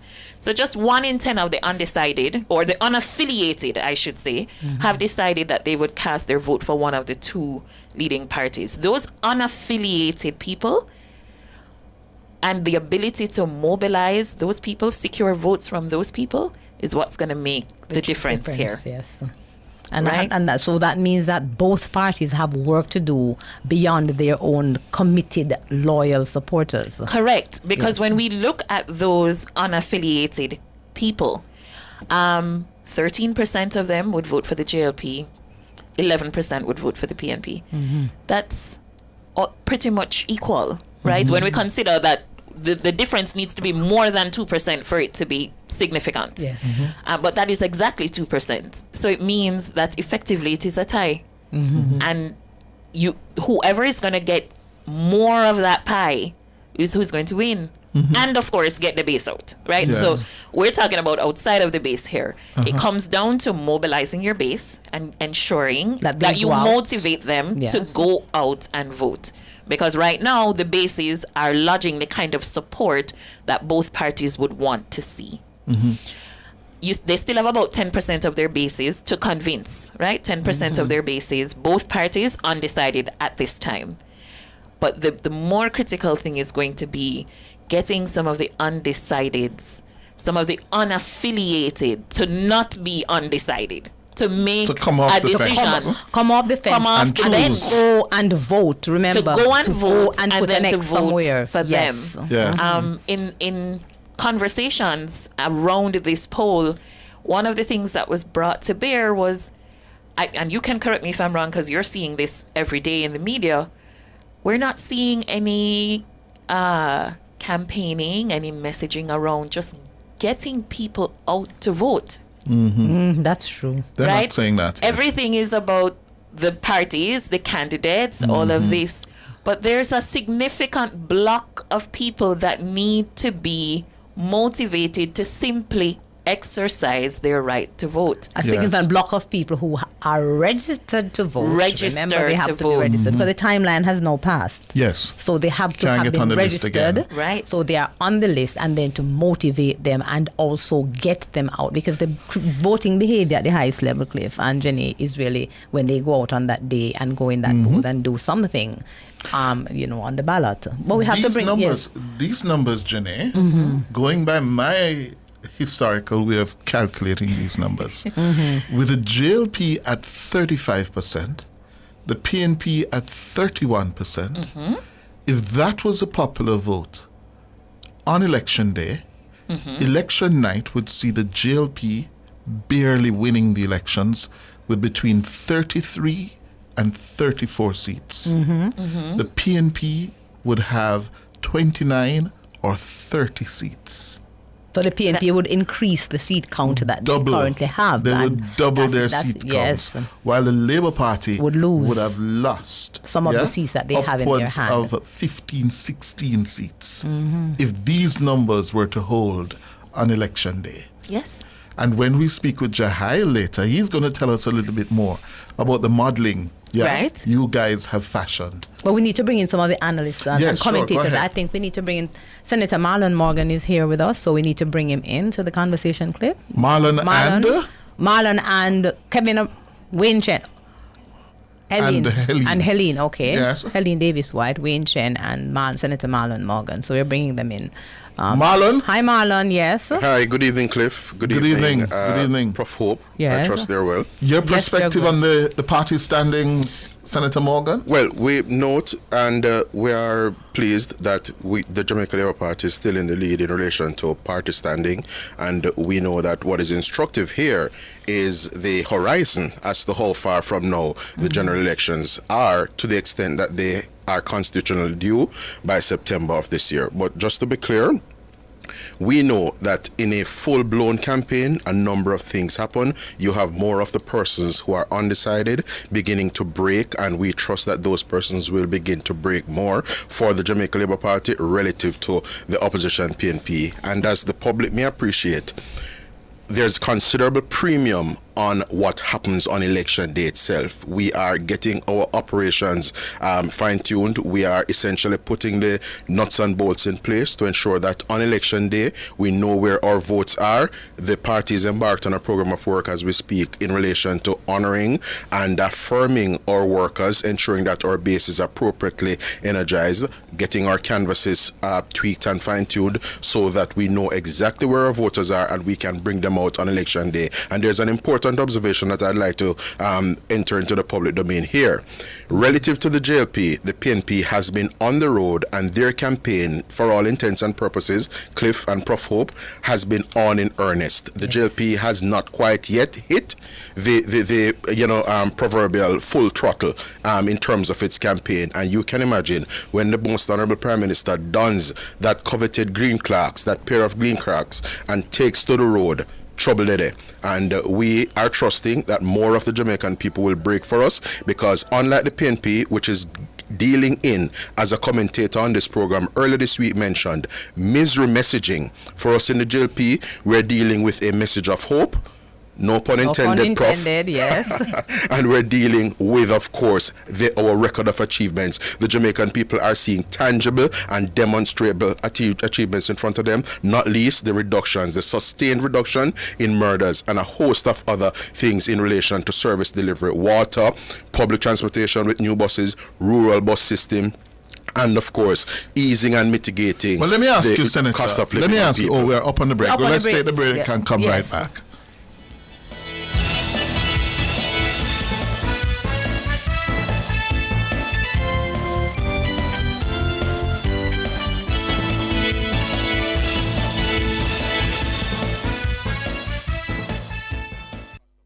Drive the most exciting new vehicles in Jamaica. Schedule your 2024 Ford Ranger pickup or Ford Everest 7-seater SUV test drive now. Call or visit KIG today.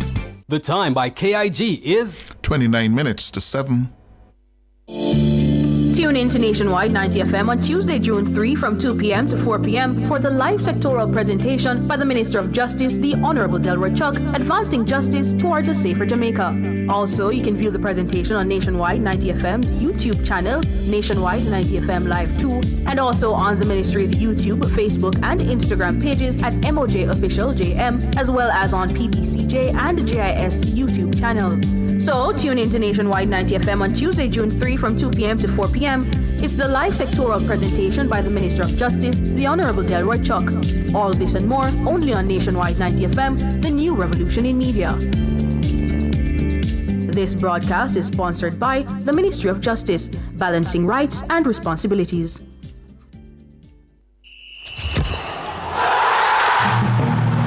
Football fans, it's the clash to determine Europe's king. When Inter Milan battles PSG in the final of the UEFA Champions League, live on the big screen at Carib 5. Join us on Saturday, May 31 at 2 p.m. for the ultimate match day experience. Brought to you by the Amber Group, Nationwide News Network, and Palace Amusement. Dumfries, first time! Big goals, big screens, and big vibes. Tickets are $500 for general admission and $800 for box seats. Limited tickets available, so grab yours today at the Carib 5 box office or online at palaceamusements.com. Feel the thrill of the Champions League final, just like you're in the stadium.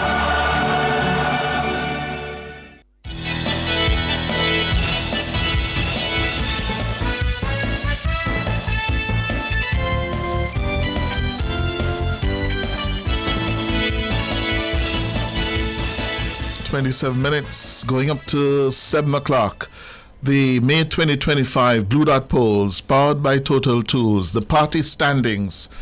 JLP, if an election were called now, the JLP would have gained the support of 35% of the voters. Mm-hmm. The People's National Party, 31%. Other parties, 2%. And those who would not have voted, 32%. Yes? That means the PNP has gained 4 points between the last polls in February, and the JLP has gained 1 point.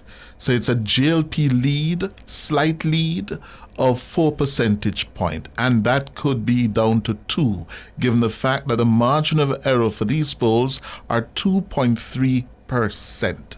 So at this stage, it's advantage JLP, with both parties now ready to roll, ready to rumble, because it's a close race. It's a tight race. Jenny Stevens is Chief Consumer Insights at Blue Dot, and of course Professor Hope is my co-host this evening. Yes. The other results we were speaking with Senator Marlon Morgan. Yes, sorry. And Marlon was making a point. I think you were posing a question. Yes, I was going to ask you, Senator. The Labour Party has been championing its achievements. Yes, and these same polls found that when asked which party is best equipped to tackle the problems they raise as major concerns, the Labour Party was 14 points ahead of the PNP. But yet you are seeing nothing of the sort in terms of the party standings.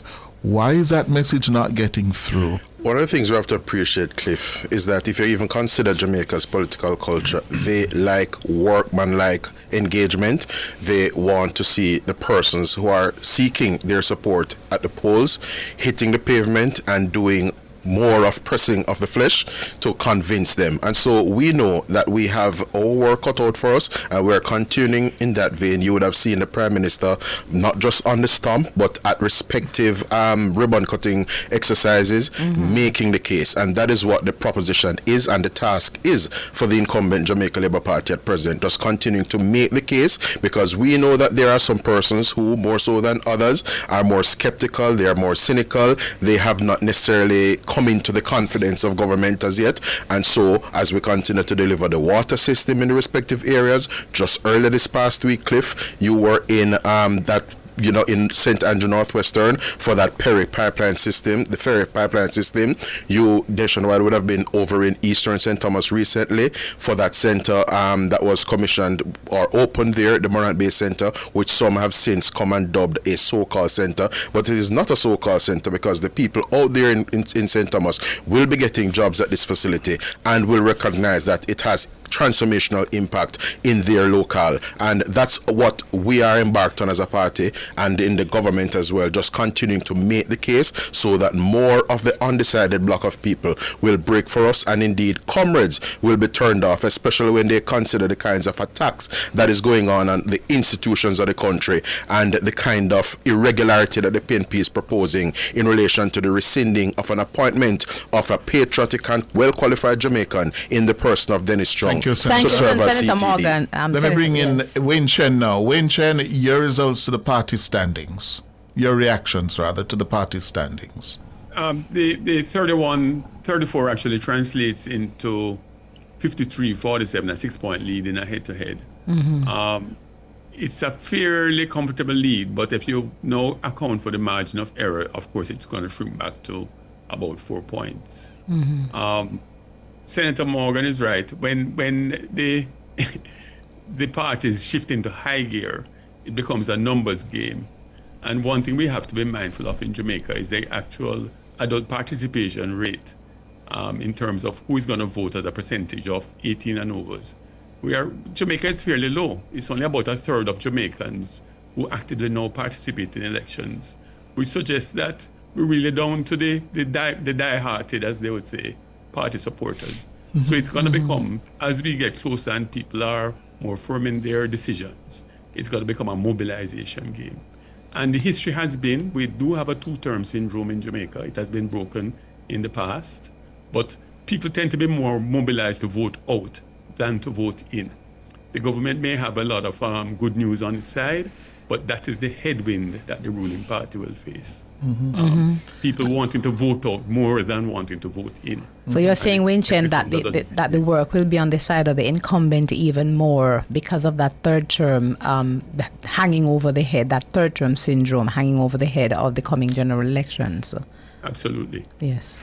Let me... Dr. Damian Gordon, we have him online. I think he's there as well. But before we go to Damian Gordon, I want to hear from Helene Davis, right? Okay, Cliff. What is clear is that none of the two parties have been able to sufficiently capture the interest of those who have presented themselves as unaffiliated. And I think it has been for the last at least 2 elections where it is clear that we have really, in terms of voter intention and actual votes cast, that we have come down to the party faithfuls, really. And therefore, to that extent, it means that the party that is best able to get out its diehard will have a better chance. Also, the party that is able to influence the unaffiliated will have a good chance.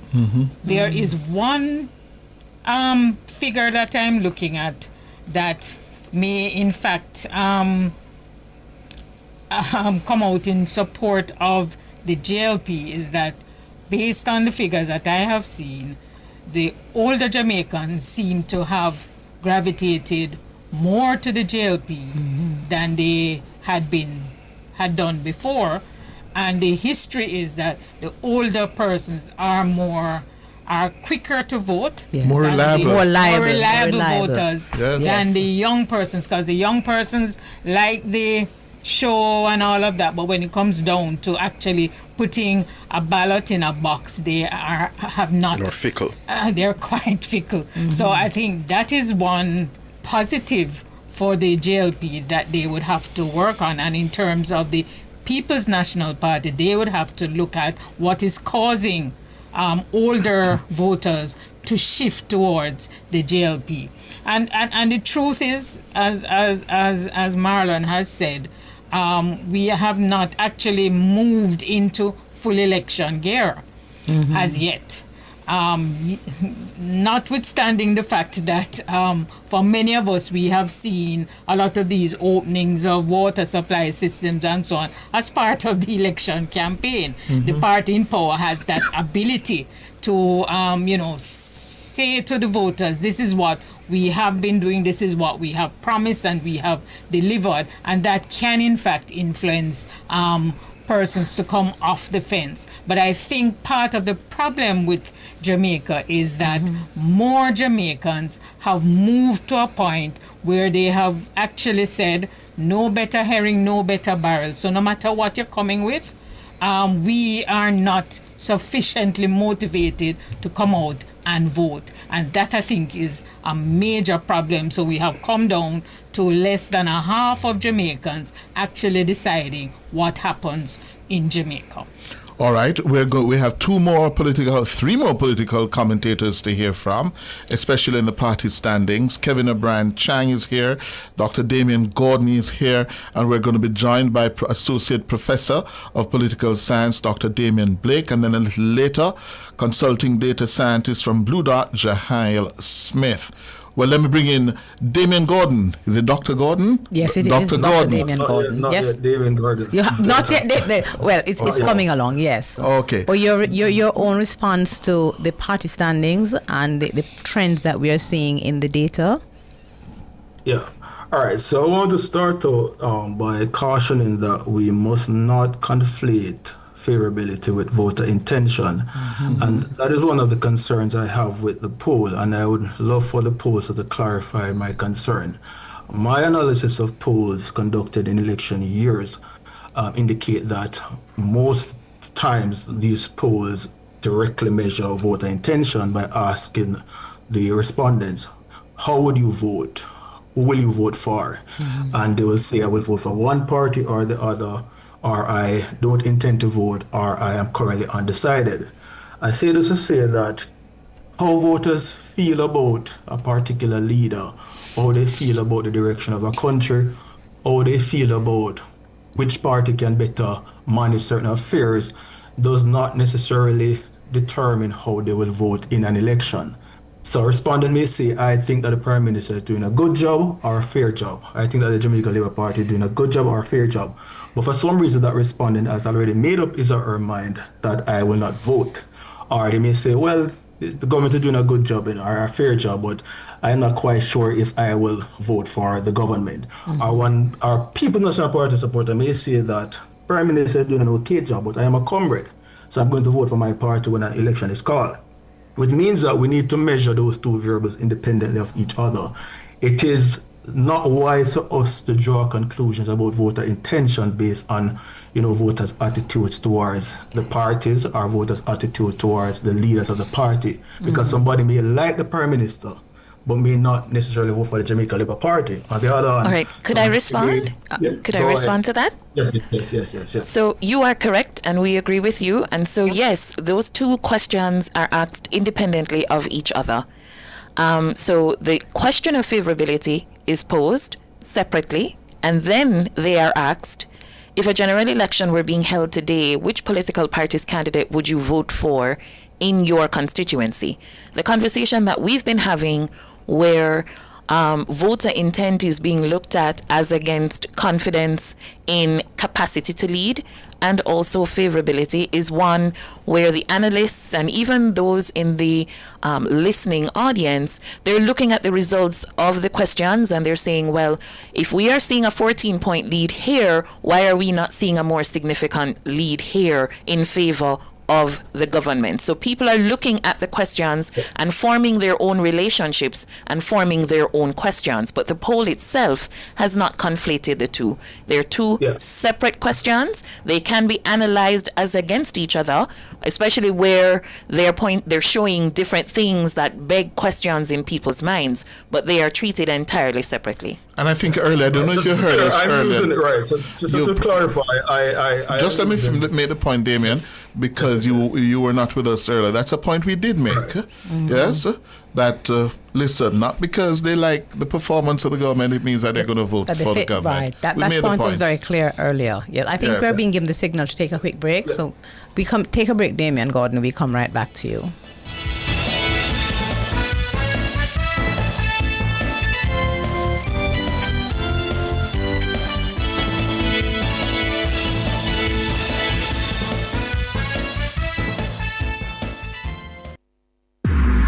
Are you too busy during the work week to capitalize on the NWC's amnesty package? Don't worry. All commercial offices will be opened on Saturday, May 24 and Saturday, May 31. Visit nwcjamaica.com for further details. That's Saturday, May 24 and Saturday, May 31. The NWC commercial offices will be opened for your convenience. Don't miss this final opportunity. The NWC serving you in so many ways. Plug into the sun with Peak Energy Solutions. We are your affordable provider for everything solar. Grid tie or off-grid solar P systems, solar air conditioners, panels, lithium batteries, solar supplies, and installation. Visit us at Shop 1, 3 Mosquito Valley Road, Red Hills, St. Andrew. Call 876-279-8820 or 944-0668. Or email us at peakenergysolutionsja@gmail.com. Peak Energy for everything solar. Digicel! Bogo, Slim get yours today and double the value. Visit your nearest Digicel store and grab your Bogo. Get your Bogo SIM now and get a second SIM free. Enjoy free calling for 3 months between the 2 SIM cards. Plus, a 3-day plan with 300 minutes plus 15 gigabyte any use data on both SIM cards. Visit a Digicel store today. Double the value and share it with friends and family. Bogo. Digicel. Better connected.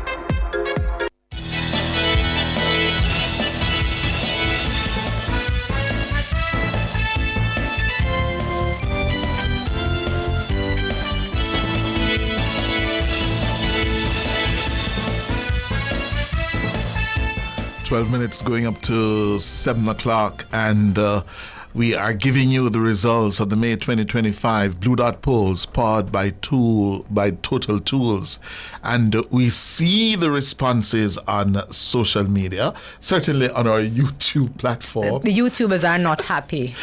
the Labourites, they by YouTube begs. Yes, they begs. But this election is not going to be a runaway at all, at least not what the polls are saying. So everyone has work to do.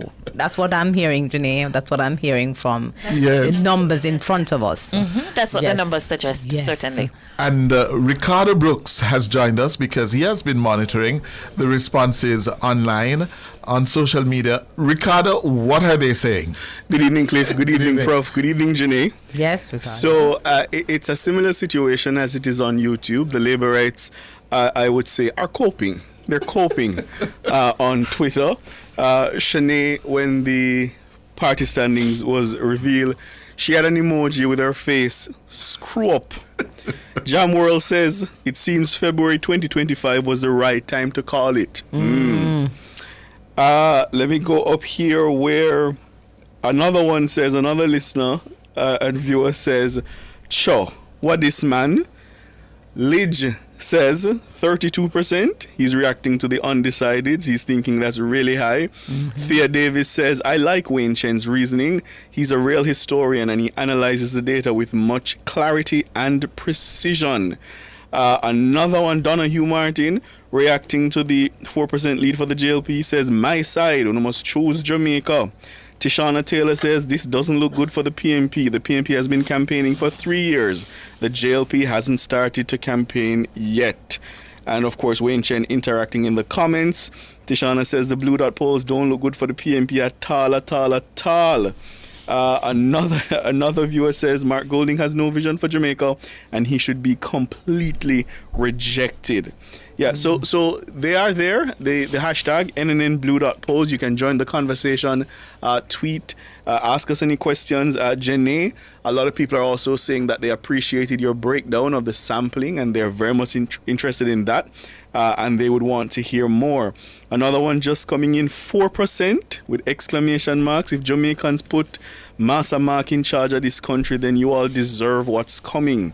This is a party that failed miserably and it should be nowhere in the running. I will continue to hashtag choose Jamaica.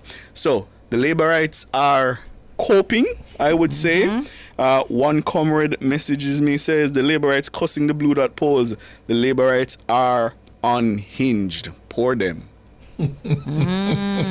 Seems that there were expectations, Ricardo, Cliff Jenny and commentators. They thought they would be opening up a gap now. A big lead by maybe by the government because of a lot of what has been happening. But people on the ground have their own reasons, Jenny, for making these decisions. Correct. Whether it's the third term issue or it is that they just have not made up their minds as yet, or they have not heard the thing that resonates with them yet, and there is still time. So who will use the time most wisely? But I think this is as a citizen, a good place for us to be. And definitely it's good for democracy. For everyone to come in that fifth gear of the campaigning season with their A game. A plus. Right? I'm tell asking me, for A plus. tell me what I am to consider when I am making my voting decision, and to do so in a compelling way, in a way that I trust. Everybody has to come. It's not going to be a runaway. It's definitely not going to be a repeat of 2020. It has to be earned. Yes. And I think that is a wonderful place for the country to be. It's a great move for democracy overall for the people of Jamaica that we are able to have these kinds of, suggestions coming out of the poll that Jamaicans are still waiting to make sure that they are choosing the right government. And so we are continuing the discussions. I think what are we bringing in?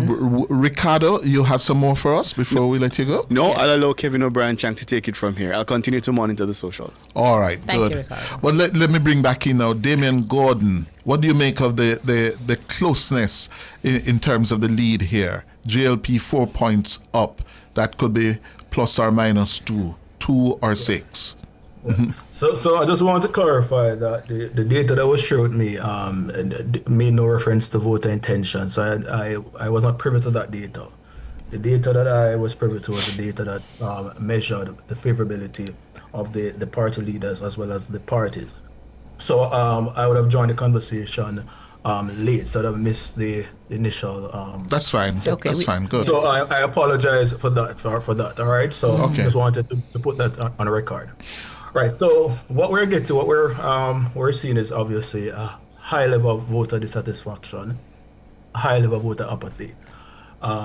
We're seeing a high percentage of those polled indicating that they are either undecided or they don't intend to vote. Which confirms or validates what Winton said earlier, that this election is likely to be decided by the two bases, and it is a political party that is better able to galvanize and mobilize its base that will likely win the election. I think that a 4% lead, obviously, the election landscape is fluid. And it shifts, and any single event can shift it one way or the other, right? So we have to look at what happens over the next several weeks in terms of any significant events, any significant controversies. With that kind of lead, there's no cushion in that lead for the governing party, because that could go either way as the undecided voters make up their mind and as the election landscape evolves. But what is clear to me is that the pattern of low voter turnout that we have been seeing over the last several election cycles is very likely to continue. I think we've reached this point where, irrespective of what the government does, or irrespective of what the opposition does, I think that there is a strong sense of distrust among voters. They're just simply skeptical of political parties. They're skeptical of and I think it has to do not only with the performance of the government at the macro level, but they also look at the performance of government at the micro level, at the level of the member of parliament, at the level of the local authorities. And if even the broader macroeconomic picture is evolving favorably, I think that, there are other issues at these levels that, give voters some concern and make them not enthusiastic about participating in the electoral process. And that is something that, both parties have to reckon with. So that is how I'm reading the data. I am expecting Damien, I want to throw something at you, because you said in your comments a while ago, the distrust of government. There's no doubt about that. Yeah, we have seen that setting in Jamaican body politic for some time. But a government that is now into its 10th year, been through a pandemic, yes, been through a whole lot.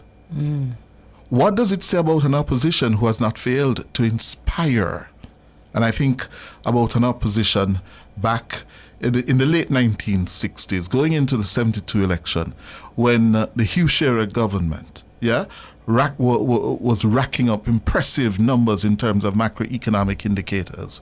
But yet, we came and we saw a Michael Manley, who was able to inspire the country and to vote them out, despite solid economic performances. Yes, we saw later when things were very, very tight. Yeah, Bruce Golding was able to get the JLP back in from the dead, the political dead. What does it say about the opposition that it has not been able to excite and inspire, such a substantial block of between 30 and 35% of the voting public?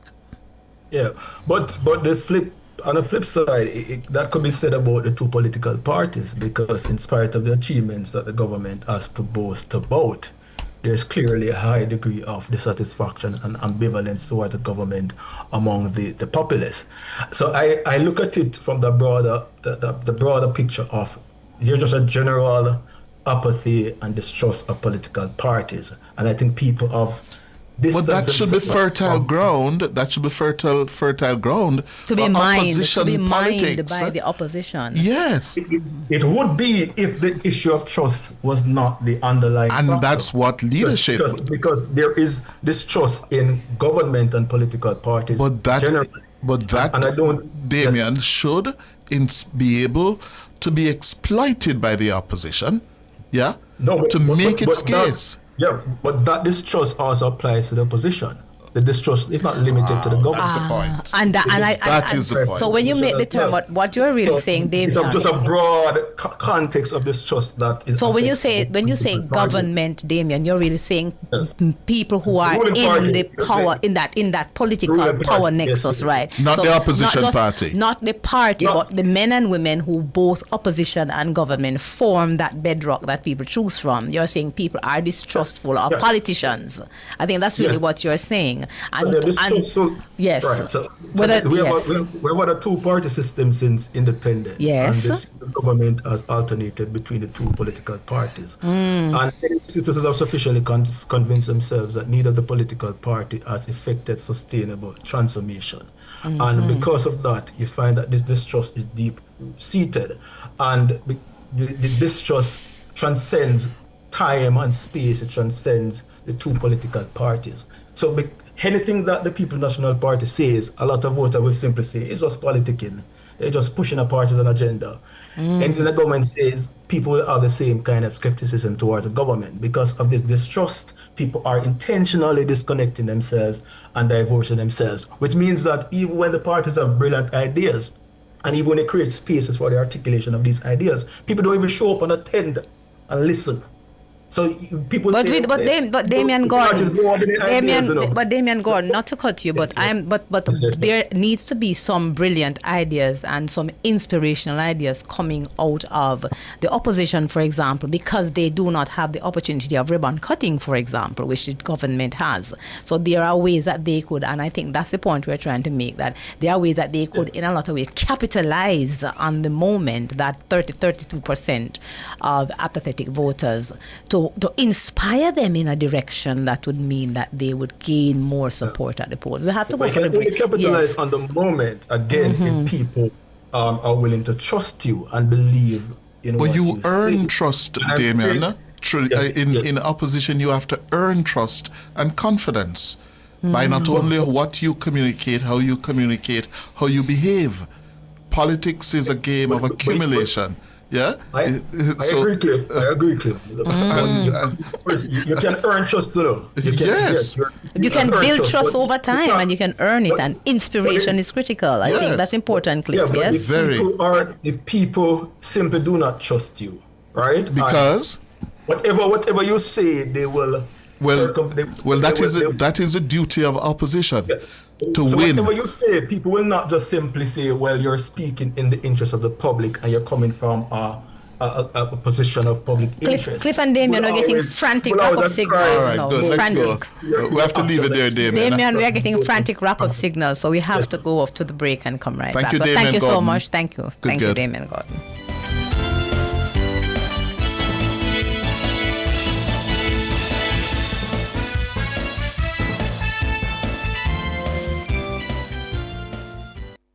You've led teams, built businesses, and influenced change. Now, lead research that transforms your field. Apply now for the University of the Commonwealth Caribbean's Doctor of Business Administration or Doctor of Professional Practice. Flexible, research-based, and designed for working professionals. All UCC programs are accredited by the University Council of Jamaica. Learn more and apply online at ucc.edu.jm.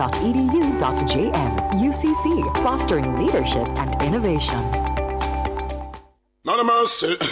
This one is very classic, dedicated to all schoolers who are taking them. If you've ever struggled to pass an exam, then you'll know that students today are under great pressure to get good grades and secure qualification needed to move on to higher education. The problem is that too many students are struggling alone and could really benefit from connecting with hardworking teachers and other bright students in other parts of the country and the region. Join me, Dennis Brooks, this and every Friday evening from 8 to 9, with a repeat on Saturday morning from 8 to 9. For the A-Team, a study group on radio, my team of teachers, students, and experts will break down the syllabus, giving you information, tips, and past paper questions that will help you get top grades in your upcoming exams. Follow us on Facebook Live and on Twitter and be a part of the community. It's the A-Team, Fridays at 8 p.m. with a repeat at 8 o'clock on Saturday morning. It's your free extra class on radio and social media. And it's right here on Nationwide 90 FM, the revolution in media.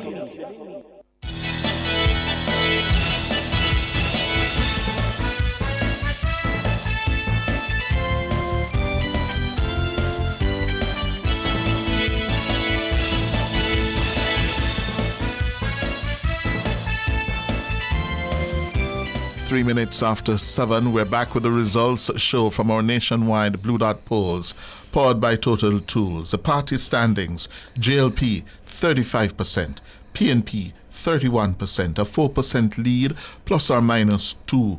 And we're going to get some reactions to the party standings now from Kevin O'Brien Chang and Professor Damien Blake. Kevin. Hi.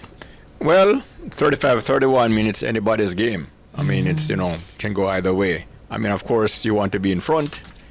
But, if the feeling I have and other people have this third term syndrome, right? Meaning the public want to see fresh faces in governance. There's two ways to do it, You can vote in the opposition, or the JLP has a lot of women and young people, And Andrew Holness maybe needs to rebrand and refresh. Bring in younger, more energetic, charismatic outriders, fresh faces, so to speak, to match his vim and vigor. And if the JLP is strong with young people, where are the young MPs? No disrespect to people, right, who have performed very well. But they're seeing a lot of the same old faces with Andrew Holness. They have all the record young MPs, the record young women. Where are these showing up that, hey, here are new faces for you to see? And to give the hint of if he won again, what would the new cabinet look like? As I said, they have a record number of young women and young men too. And yet they're not showing them off. A lot of them you have heard from a long time. The Crystal, Tamika, Kerencia, all of these young ladies, we don't see much of them. And if you're strong with a woman, and you're strong with the young people, well, show us the young people, show us the women, and hit your base. That would be my advice to the JLP. The PNP now, they seem to have one issue they keep hammering, the Integrity Commission report. Come up with 3 decent topics and talk about those to get a broader base. That's my feeling. If I was the PNP, this would what I would do. We need new talking points, serious ones, you know? This drill thing, and they're all over the place. Every minute is a new hype. Give me 3 issues that you're going to show you can do well, that I can see if you become the government, that you will be strong in these areas. Positive talking points, you're saying, Kevin O'Brien Trang. So you're moving away from the misery politics. Positive talking points to the PNP, fresh new faces for the JLP. That is my nutshell recommendation. Yes. Professor Blake, Damian Blake. Damian Blake will be online with us. Hi, Damian. Can you hear me? Yes, we're hearing you now. What do you make of the party standings and the results so far? Well, yeah, the results are they are interesting, right? And Jamaican politics is full of intrigue, and it's a funny thing, yes. But I think overall, the JLP and Andrew Holness, I think he has the advantage.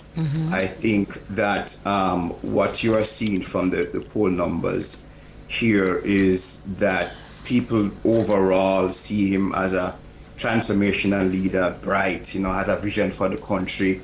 It seems to be easy on the eyes, particularly for women. The women vote support seem to be strong there. And that he has delivered on some key political goods, that I keep saying this, right? Economic stability, infrastructure and security. The big drop in homicide has been a big thing for him. But it's hard. I mean, you think about this is his 3rd time coming at the wicket as an incumbent. That's hard on political culture, and that shapes political behavior, right? And, I did a little kind of comparison, and I went back to 2002, and P.J. Patterson at that time, his approval rate in the JLP was about like 42% at that time. And then Edward Segal was 36.4. So that's kind of, some of my earlier points I would make about Andrew Holness and the JLP. In terms of Mark Gold, it's 3 P's. The first one is personality. And I think issues around, his image, his sense of authenticity, and that people aren't quite sure about his Jamaicanness, and that Jamaicanness variable is an important one, and it is impacting political behavior and the buying for him. The other P is policy, and Kevin just spoke a lot about that. That they came up with a very catchy phrase, "Time come," but then it didn't have much teeth behind it. It was energizing, but it lacked the kind of teeth and the deliverables. What is the vision of Golden and the party in terms of economic stability going forward? What about development? What about security? Are they going to continue on the track record that is now being laid, or something different? And these 2 P's weighing very heavily on the political culture, and it's affecting people's political behavior. So that's kind of my early points. And one of the numbers I saw in terms of people having no opinion, that's 43% for Golden. That's problematic. At this point, at this stage in the race, he should not be so high there. And this is saying to me that he's not making inroads with the uncommitted or people outside of the PNP. This is a troubled number for him. I say in response to that, Professor Blake, that is it that we are seeing the PNP base, the PNP as a party, coming back despite the inherent weaknesses of its leader, Mark Golding? Yes, the numbers indicate that they seem to, in-house, they seem to realize that, what are we going to do? We're not going to make a shift now at this point in time, and this is the kind of the forward, to use a football analogy, this is the forward that we have. And we trust that he'll be able to make the kind of goals win the match in the end. So yes, you are seeing the PNP party come into its own. And this isn't out of character with the PNP. The PNP party, generally, if we look back into it, the annals of its history, always tends to kind of oscillate and come back home, and its base usually comes out, and it has a very strong and powerful base. I am not certain that just relying on the base, though, will get Golden across the finish line. Not with the kind of deliverables that the Prime Minister and the JLP have been putting forward. But as I started off by saying, Jamaican politics is funny, and you're talking about an incumbent party, an incumbent leader 3 times. Will it be 3 times the charm? That's something that is kind of tricky. But yeah, I'm not surprised that the PNP base is coming around and coming to its fold, because it tends to do that. Yes. All right, it's 11 minutes after 7. Listeners, viewers, we're going to go to the next highlight of these Blue Dot polls. 3 weather vane seats, Southwest and Southeast St. Elizabeth and Western St. Mary. In February, we polled Southwest St. Elizabeth and Southeast St. Elizabeth. Why? Because they tend to vote for the winning party. This time around, in the May edition of the polls, we added Western St. Mary because also it has an enviable record of voting consistently since about the turn of the 1980s, 70s for the winning party. It's a seat of the JLP chairman, Robert Montague, in Western St. Mary. But here we go. Yes? Janae Stevens-Staley, walk us through the results. Sure. All right. So, as Cliff would have explained, these 3 seats have, for the purposes of our work here, voted with the winner for the last 5 consecutive general elections. All right? And so we've identified these 3. If you recall, for those who would have tuned in February when we did both of the Southern St. Elizabeth seats, they were diverging a bit. One was in favor of the opposition, the other was in favor of the government. Southeast was in favor of the opposition and had more favorable views of Golding as a leader and so on. And Southwest was in favor of Holness and his administration and, of course, their MP. So let's start with this question of that third term issue and where it lands in these particular seats. So we know we have the 50-50 split, completely divergent views when we look at the national picture, but what does it look like when we go into some of these weather vane seats?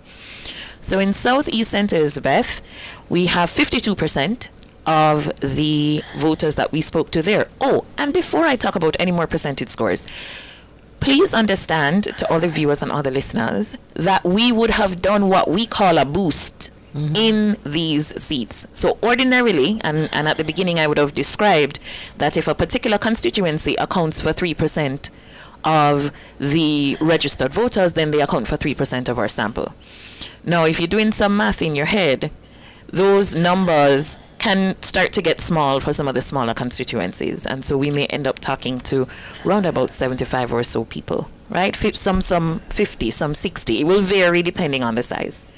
In these 3 seats, this information that we're sharing now is based on us talking to an additional 100 people on top of what was required for them to be included in the nationally representative sample. Right. So we're dealing with sample sizes here of 175 and above for these 3, right? So that's people need to understand that this is not just that representative small share that we're talking to. We intentionally went into these constituencies and talked to more people, so we have a better representation, not of the national picture, but of what is going on the ground in those 3 constituencies in particular. Very well. So let that set the context. Right. Having established that, 52% of potential voters in St. Elizabeth Southeast are saying, let's go ahead with the third term. Let's give them the third bid. And that is up 7% from where it was in February. In February, 45% of the voters were in favor of the third term bid. That is now up to 52% just 3 months later, right? In Southwest St. Elizabeth, that proportion was 48% in February. That is now up to 59%. Wow. For this edition of the poll. So that's quite a jump. That's a huge An jump. 11-point jump. So Southwest was already in favor of the government in terms of voter intent and favorability and so on, and they have doubled down on that position, or they've signaled a strengthening of that position, and we will see that with every question. So this 11-point jump is notable. Now, St. Mary Western has entered the conversation this time around, because last time when we had a tie, we said, okay, well, now we need to do all three of them. Yes. Right? Because somebody needs to break the tie. We need to see who are the best 2 out of 3. In an interesting turn, though, the St. Elizabeth seats are now closer in alignment with each other in terms of, certainly for the question that we have on screen now about the third term, one more emphatic than the other, but both of them saying, give them a chance to continue their work. St. Mary Western is saying, oh no, we've had enough. And so 65% of them say no third consecutive term for this administration. And then, of course, only 35% saying let them continue. That's a 30-point lead. A 30-point gap. A 30-point gap. To a 30-point unfavorable gap. Yes. Because they're saying no, that's enough. 2 is enough. They're done with them for a third. We're a third term. Not a third time. Something happened in that constituency. Or did not happen. Did not happen Yeah. in that constituency. Okay. And this thread, this trend is going to continue over the next 2 questions that we're going to look at. So this is the hypothetical head-to-head between the 2 leaders. That is a question that is common in our polls. If you could vote directly for Prime Minister in a race between Golding and Holness, who would you cast your vote for? All right. And so let's look at it again. Both St. Elizabeth seats are in favor of Holness to different degrees, but in favor of him nonetheless. 54% of the voters in Southeast St. Elizabeth would vote for Holness in that hypothetical matchup. That is up from 47% in February. All right. And 46% would vote for Golding. That is down from 53% in February. In Southwest St. Elizabeth now, 59% would vote for Golding, up from 47% in February, and only 59% would vote for Holness, that's up from 47, and 41% would vote for Golding, that is down from 53. All right. So the St. Elizabeth, something has happened on the ground in St. Elizabeth in the last 3 months that has bolstered the position of St. Elizabeth Southwest in favor of the government, and has turned and given back the edge to the government as well. But then Western St. Mary, as that third weather vane seat, is saying we are not aligned. Typically, these 3 constituencies are aligned. They vote with the winner. St. Mary Western, not aligned. 55% of them would vote for Golding, and only 45% would cast the vote in that hypothetical matchup for the Prime Minister. So a complete flip in terms of who is ahead. Now, when we look at the voter intention question, which is the big question that we've been discussing for much of this show, right? So it's the hypothetical matchup is good, all of that, but let's get down to voting intentions, right? So we know what the overall figures are. Let's look at what's happening in the weather vane seats. So in St. Elizabeth Southeast, 42% of voters would cast their vote for the JLP candidate. That is up from 38% in February. And there has been a fall off in the votes that would be cast for the PNP candidate in that constituency, from 39% in February down to 33% now. And let me remind our listeners, who are the candidates for the JLP in Southeast St. Elizabeth? The State Minister of Agriculture, Franklin Witter. A 3-term MP, a 2nd-term MP there. Yes? And for the PNP, the candidate is the Mayor of Spanish Town, Norman Scott. All right, so let's. So Scott is down 6 points in 3 months. Witter is up 4 points in 3 months. Yes. And then on the southwest side of the parish, 55% of voters would cast their vote for the JLP candidate, a 10-point jump from February. And a similar jump, not quite 10, but not too far from it either, drop, I would say, on the PNP side. So in February, it was 40%. Now it's down to 33. That is the PNP's Miranda Wellington. Yes. Up against the Agriculture Minister, Floyd Green. Correct. So again, there is a strengthening of the pro-JLP candidate, party leader, etc., MP, in both of the southern St. Elizabeth seats.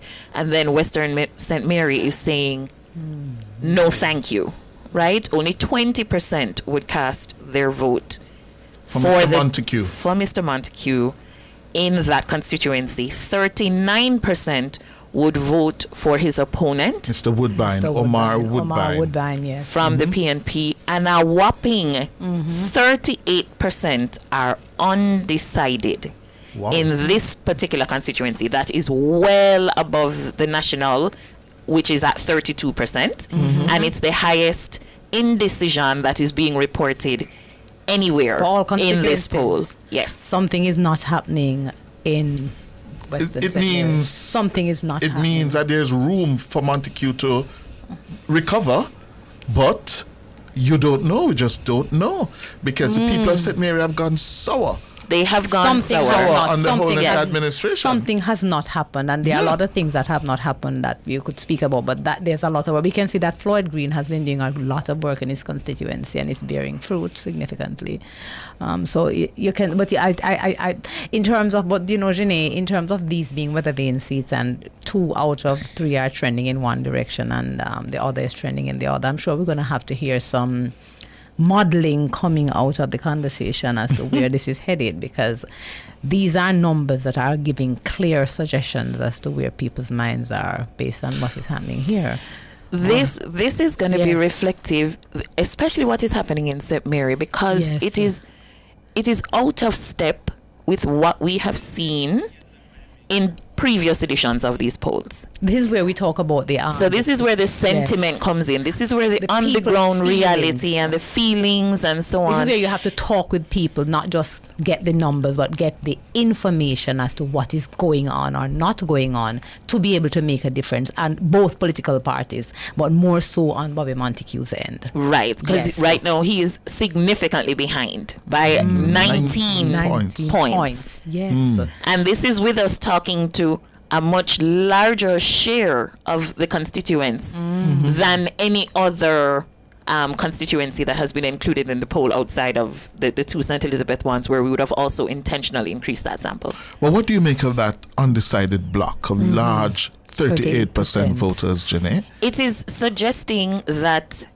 those people, they would have typically voted likely in favor of the JLP given that fall off. But right now, they haven't made up their minds about whether or not they're going to continue in that trend. But they're not so convinced that they want to switch either. And so they've decided to sit on the fence instead. Are there water issues in St. Mary? I think there are significant water issues. There are. And it's water is life sentiment. I see one of the comments in water YouTube, and roads. That you know, the black tanks now give out. That's a synonym for water issues. People younger people say not now gone. People need to ensure that when we are looking at these constituencies, that the needs of the constituency in the correct way are being met, because we're having nice things happening in St. Andrew Northwest in my constituency. Yes. We're all and we're all happy. But what about people in places like Western St. Mary? These are things that have to be taken into consideration. I want to ask you, Janae, yes, how normal is it in terms of polling to see this kind of turnaround in, or strengthening, that's the word, in southern St. Elizabeth for the JLP versus the PNP in a matter of 3 months? Green up By what? 55? Right now, it's 55 to 33, so a 22-point difference in Floyd Green's Floyd seat. Green has been working. And that is up from 45-40 in May. It was 45-40 in February. Mm-hmm. Well, how is that normal? I mean, in an election year, what is normal?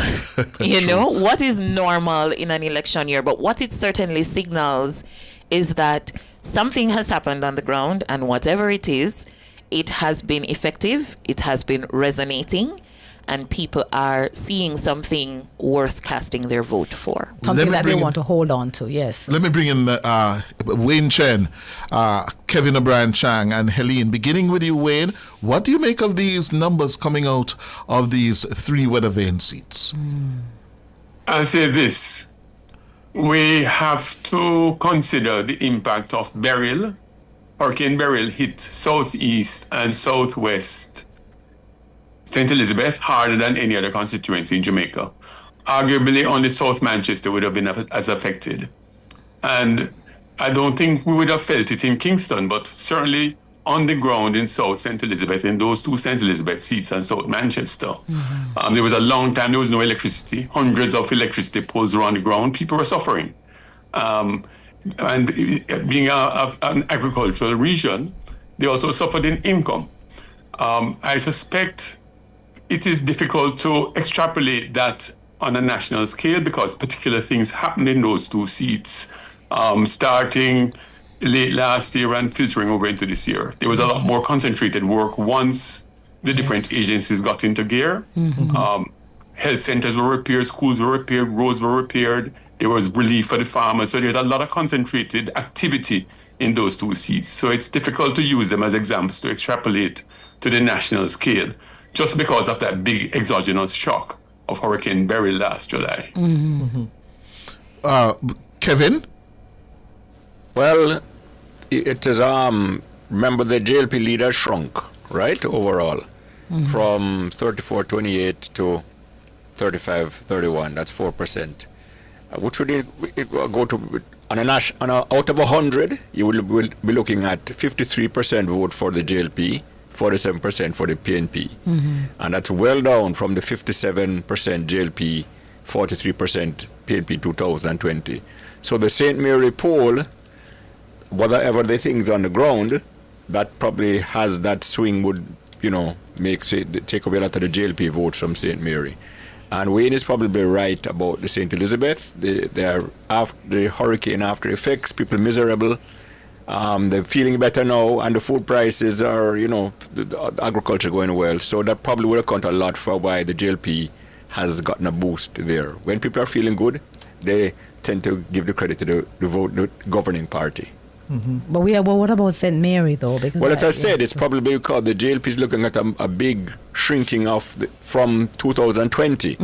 They had 57% of the vote. Yes. Versus 43%. Now you're looking at 53-47. So they're going to lose a lot of seats if those numbers hold up. And St. Mary may well be one of those, apart from what I hear, water on the ground. But a lot of if you drop that much in your margin of victory, assuming the poll numbers hold up, you're going to lose a lot of seats. Helene? Yeah, I would have to agree with what both Wayne and Kevin said, but I think also what we should put in the mix is the actual performance of the Member of Parliament on the ground as well. And I've heard things coming out of St. Mary where people are dissatisfied with the performance of Bobby Montague. And for whatever reason, they have shifted. It's left to be seen whether they'll come back as such, but I have heard that is one of the problems with Western St. Mary. And I think if you look also at, Floyd Green's seat, he is somebody who, from all accounts, is on the ground, and probably because he's a minister of agriculture, he has been able to deal with some of the issues. And in Southwest St. Elizabeth, a lot of the issues have to do with agriculture, and as Wayne indicated, what happened with agriculture coming out of Beryl, and people would want to see things change so that their fortunes may improve, and that has started to happen. So I think that may be what is actually happening. I think in relation to Southeast St. Elizabeth, some of the information you get is that the PNP had some problems in terms of candidate selection, and it seems that Norman Scott may not be actually, connecting with the voters, and I think they will have some work to do to have that happen, because that seems to be a part of the problem in Southeast St. Elizabeth, in addition to what we heard from both Kevin and Wayne before. All right. Thank you very much, Helene Davis White, Kevin O'Brien Chang, Wayne Chen. Thank you so much for sharing with us this evening. After the break, we're going to bring in consultant data scientist at Blue Dot, Jahail Smith. He's going to tell us about the modeling that they are devising, at Blue Dot, and what the numbers are suggesting.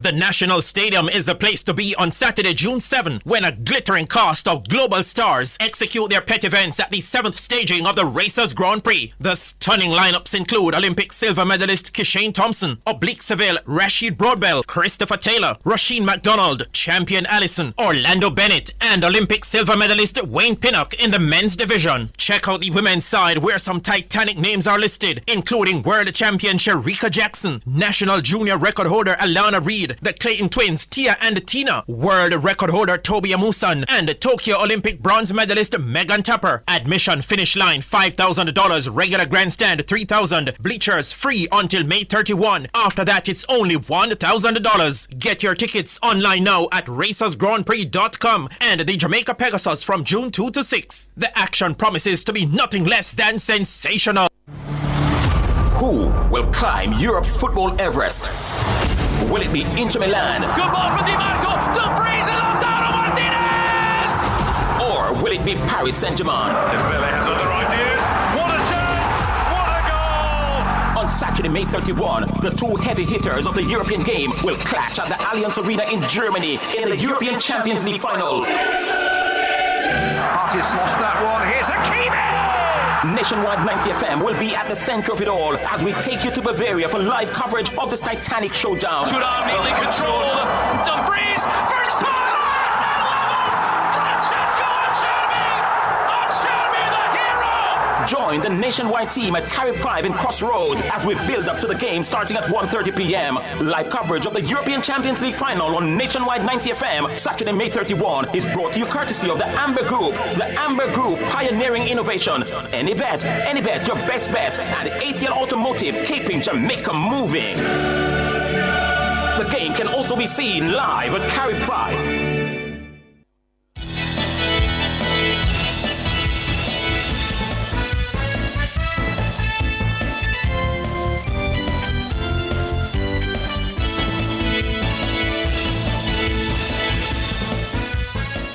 27 minutes going up to 8 o'clock as we move towards the country's next general elections later this year. We here at Nationwide, in association with Blue Dot Insights, we're seeking to increase, improve our coverage and our ability to tell you what's likely to happen on election day. And that's why we have partnered with Blue Dot over the last 5-6 years now to really step up our coverage so that you, the Jamaican voter, the Jamaican citizen, can have better insights into what's happening. Yes, we just told you about what's happening in Western St. Mary. I think it's the first time any national polling is revealing that in Western St. Mary, the Labour Party is in trouble. Its chairman, Robert Montague likely to lose his Western St. Mary's seat if these numbers hold. Given the state of the lead, or the state of the race, he's 19 points behind Omar Woodbine of the People's National Party. And we are going to add another dimension now, because consultant data scientist at Blue Dot, Jahail Smith, is with us, and he has developed, or they have developed, a model looking at the historical data and the science. Yeah? Tell us what you are about here, Jahail. All right, sure. So, good evening, Jamaica. Good evening, Mr. Hughes and Professor Ho. Yes, good And so, what happened is we did a deep dive into what we can expect from the electorate this year if things return to typical form.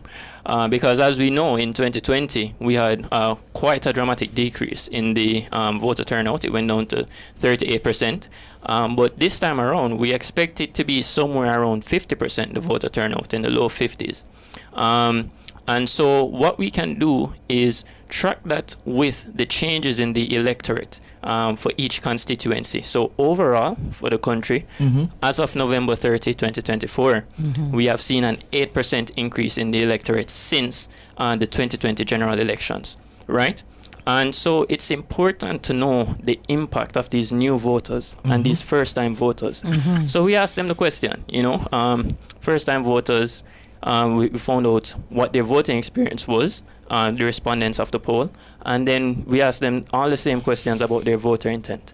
So then what that translated to is that for those who are first-time voters, we see that there's a 10% gap. They are more likely to vote for the JLP than the PNP. And for those who have voted before and are looking to vote again, there's only a 2% gap between the JLP and the PNP in favor of the JLP. Those not looking to vote, of course, majority, 70%, they're undecided. And so what does this mean for the distribution of votes if things play out as they have in the past? Well, we see that we could have 16 constituencies within 1,000 votes of each other. So fewer than 1,000 votes required to flip these constituencies. And I'll show you here. We have these constituencies up on screen now. Oh, name them for me, please. Name them. All right. So, of course. So we have Hanover Western, Hanover Eastern, St. James Southern, Trelawney Northern, St. Anne Northwestern, St. Mary Southeastern, Portland Eastern, which might come as a surprise, St. Thomas Eastern, St. Andrew Eastern, St. Catherine Southeastern, and St. Catherine East Central, as well as Clarendon North, that's Northern and Northwestern, Manchester Central, and St. Elizabeth Southeastern, right? So looking at these constituencies, we would see some places that have historically gone one way, but in 2020 we saw a big shift in the other direction. So Trelawney Northern, for example, and as mentioned before, Portland Eastern. Yeah. These places have been historically PNP, but as of 2020, there was a big jump towards the other side, towards the JLP. And so what our calculations have revealed now is that in these constituencies, given the history and the changes in the electorate and how these new first-time voters are likely to vote, right, it can take as little as 1,000 votes in order to swing these constituencies. So if I'm to just give you a more in detailed figure, right, of what this takes. So for Portland Eastern, for example, that's approximately 988 votes. That's what that's looking like. And for Trelawney Northern, that's 811 votes in order to swing it, right? And so we see for the country, we have this view here that shows for the country, and the vote target, so we can, of course, you can take a look. So 8,000 votes, that's the magic number in Portland Eastern then to win. And so, or approximately 8,000, I should say. And so we see that difference again, additional 988 votes. So the calculation of these swings tell us one of two things. So it tells us the magnitude and the direction, right? And so the magnitude will determine how big that number is, how many more votes that you need, and the direction, whether that. So this is calculated in reference using the government as reference. So if we see a negative number, then the JLP is likely to hold. Hold on. Let me break it down for the listeners. listeners. Yes. So what you're saying, and keep it up, the Portland East numbers. Sure. Yes. If there is a swing of more than 1% to the PNP, Eastern Portland will flip? What is it? Yes. So 988 votes. That is approximately 1% of the electorate in Portland East. In Portland Eastern, yes. So all it would take for the PNP to take Portland East is a 1% swing to the PNP. To the PNP. Yes. Right. So less than 1,000 votes. Less 988 votes. Yes. So we see where it's a very close race, and this would be backed up by what Janae would have been saying earlier on. And when we run the required votes for all the constituencies, and I can tell you what that figure would result in. So, and I must qualify this statement. So, should things return to form and voter turnout goes to where we expect it. Pre-2020. Yeah, well. Based on pre-2020. Yes. So, towards the low 50s, and then accounting for the behaviors of new voters and existing voters, right? Then we could potentially see 33 seats in favor of the JLP and 30 towards the PNP. Which is in keeping with my numbers. Sounds as and would also bring us back in line with what a democratic country might want, somewhere close in that direction. 33-30, based on all the numbers that you have. You heard it first here, listeners. 33-30. This is the modeling that we are getting from Jahaz Smith here. Yeah. So yes. So walk us through these 16 constituencies. Yes. That could flip. Yeah. Right. If there's a swing of less than 1,000 or just about 1,000 votes in terms of the votes of the party candidates on the night.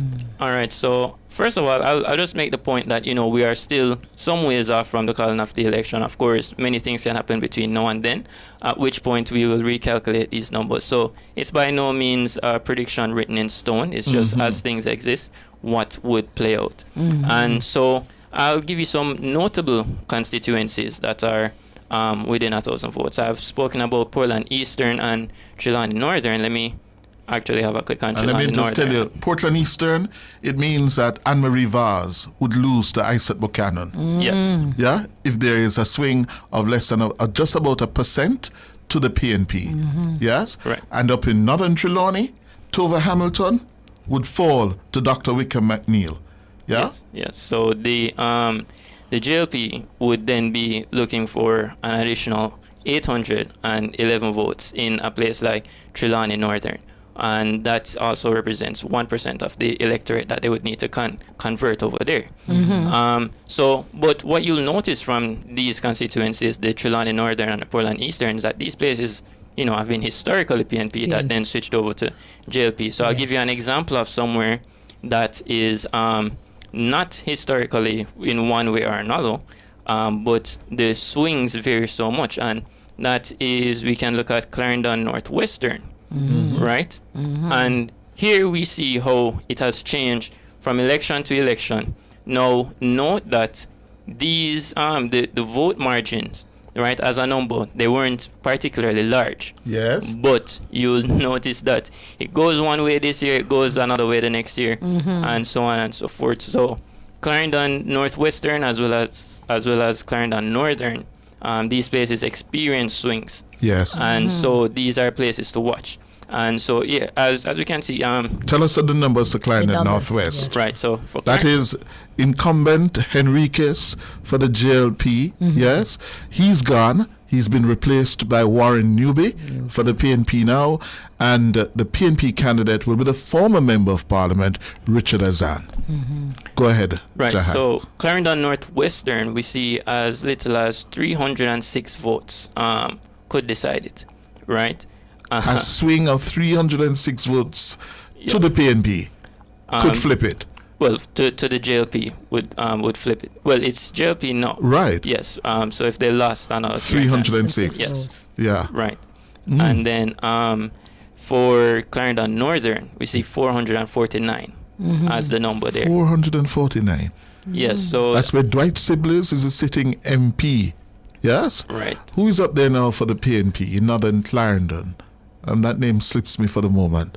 But as little as how many votes could flip that? 449. But you know, Cliff, we have to remind our listeners that we have a first past the post electoral system. So Yes. literally, people have to go out and vote, because if you don't vote and you're supporting a particular party, then it's almost like a +1 for the other party. Yes. So you have. So this is where the numbers become very important, because what Jahail is showing us is some very close numbers that will be maybe a feature in the next general election, based on the modeling that he's doing. Yes. St. Elizabeth Southeastern, one of our weather vane constituencies. We see that we had a large swing in 2020, but the history of the constituency shows that it's actually a lot closer than 2020 would suggest. So we always have to keep 2020 in mind, and you know the effects of COVID. A lot of PNP supporters abstaining from the vote. Yes.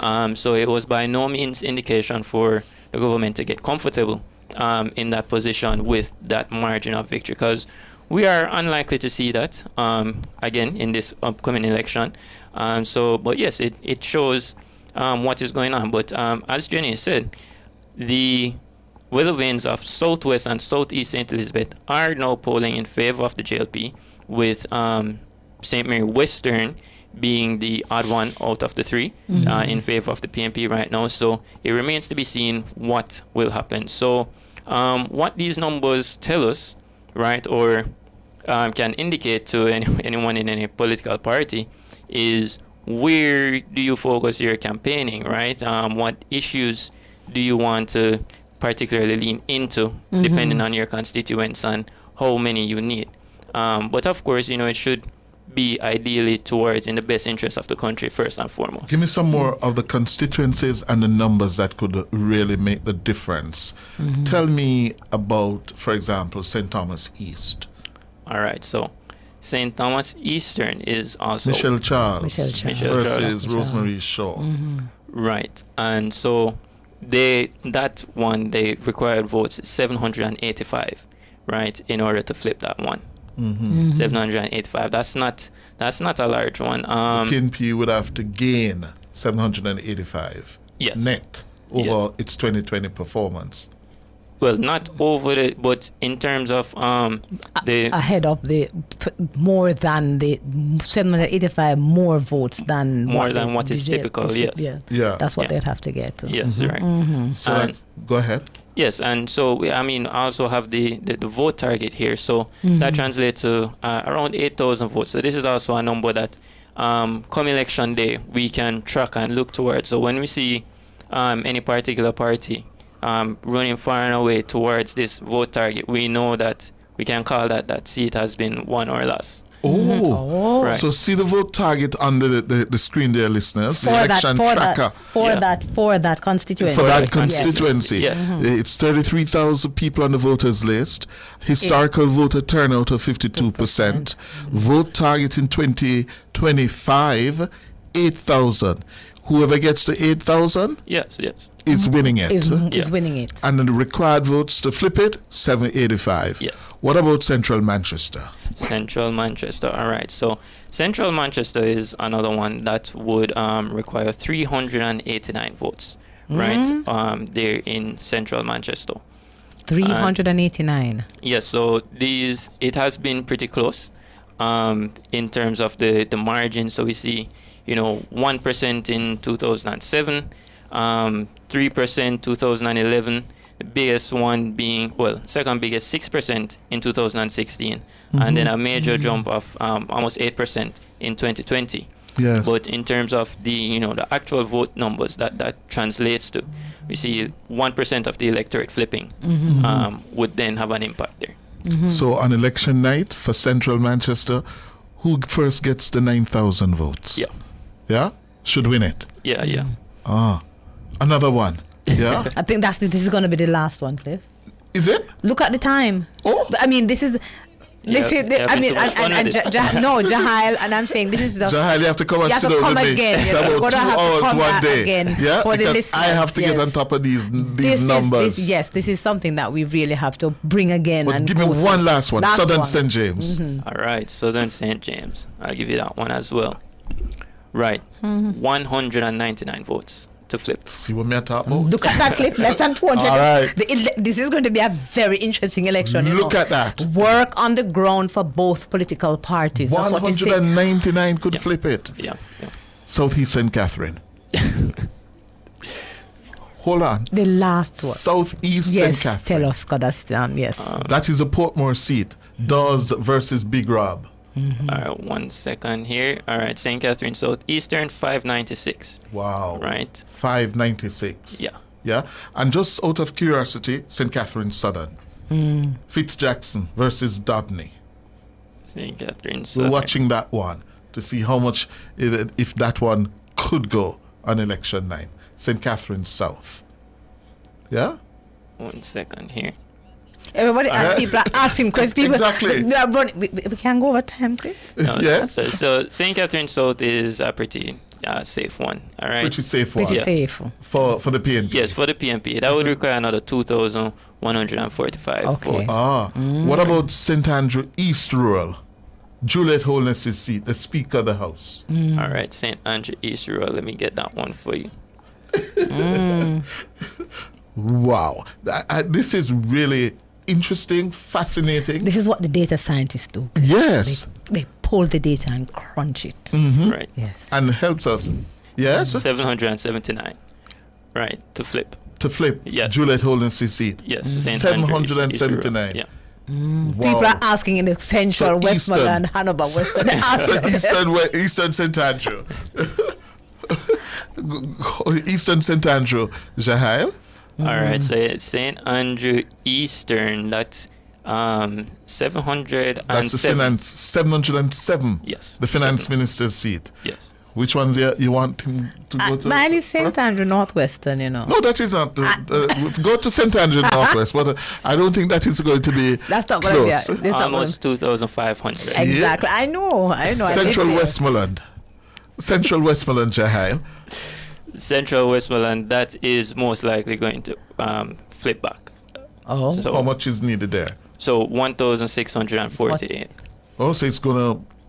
You think that is going to stay with the JLP or flip to the PNP? So if things revert to form and the PNP supporters come out as they historically have done, yes, then this would most likely flip back to the PNP. Oh, what about Central West Central St. James? Marlene Malahou 4th seat. St. James West Central, that's 875. Vulnerable. Yes. Vulnerable. Yes. So, yeah. All right. Marlon Morgan and Helene, who is there with who? Does Marlon? Okay. Marlon Morgan, you hear these numbers? Well, I'm intrigued as you are. I trust you will have to have Jahail come and sit with you, Cliff, on Monday or perhaps one of those days on Cliff Hughes Online. Yes. But just to be clear, one of the key assumptions on which the projection from Jahail is predicated, Cliff, is the whole notion of the traditional base and the traditional voting bloc.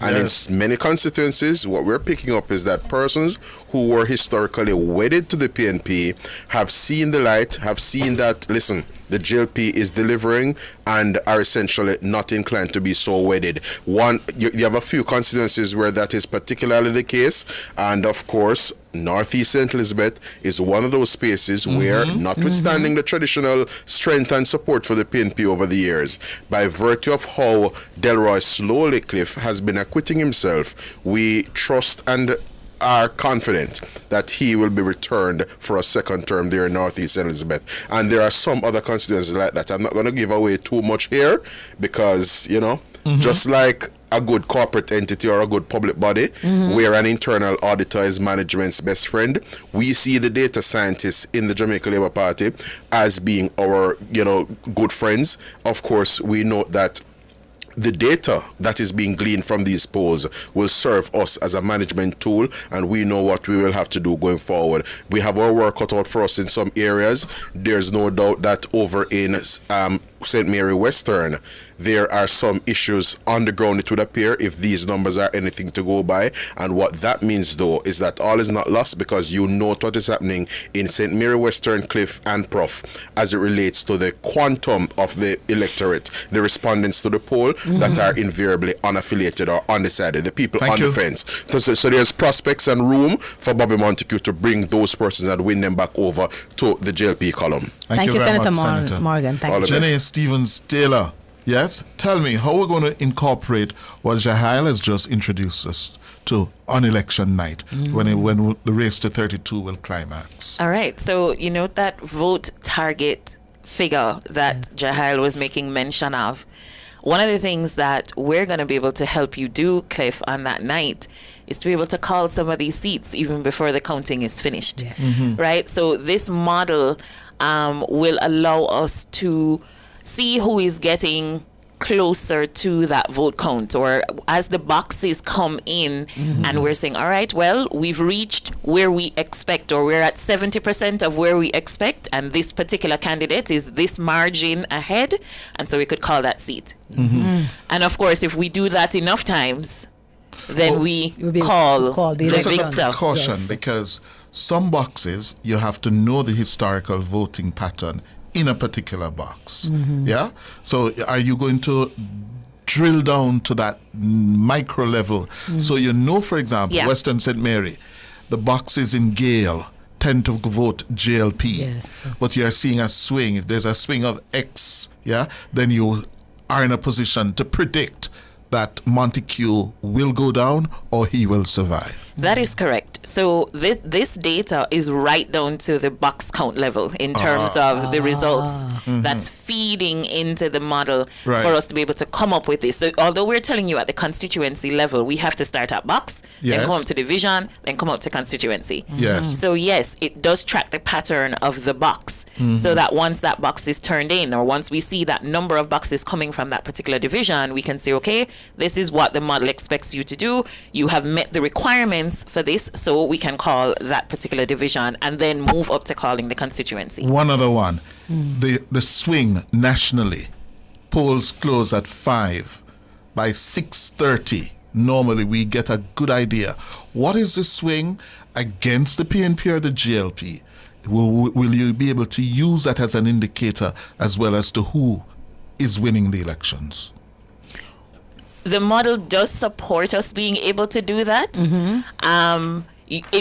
It would need a little bit of fortification for us to make that national level prediction that early in the evening, especially, Cliff. We'd need to have the vast majority of the boxes in, getting to around 60-70% or so before we could make that. But we can definitely do it at a seat by seat level, division by division level, as early as the box counts start getting registered. So we'll get some of the results earlier than we tend to have gotten them in past elections. Well, that is all predicated on the system working the way that it Once is the system works from the EOJ. From the EOJ, right? That's a critical part of it, because while we have the model set up, models need data. Definitely. And so we have to be intercepting the data that the EOJ system is putting out, and we have to be doing that on a timely basis. It has to refresh, it has to do all of these things so that the model can do what it needs to do and give us the result that we've programmed it to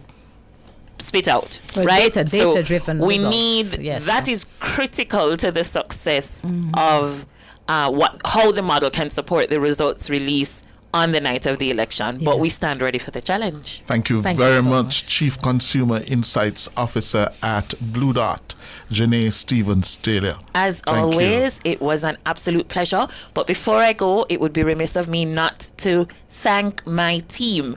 I sit here on every result show, but I am by no means a one-woman show.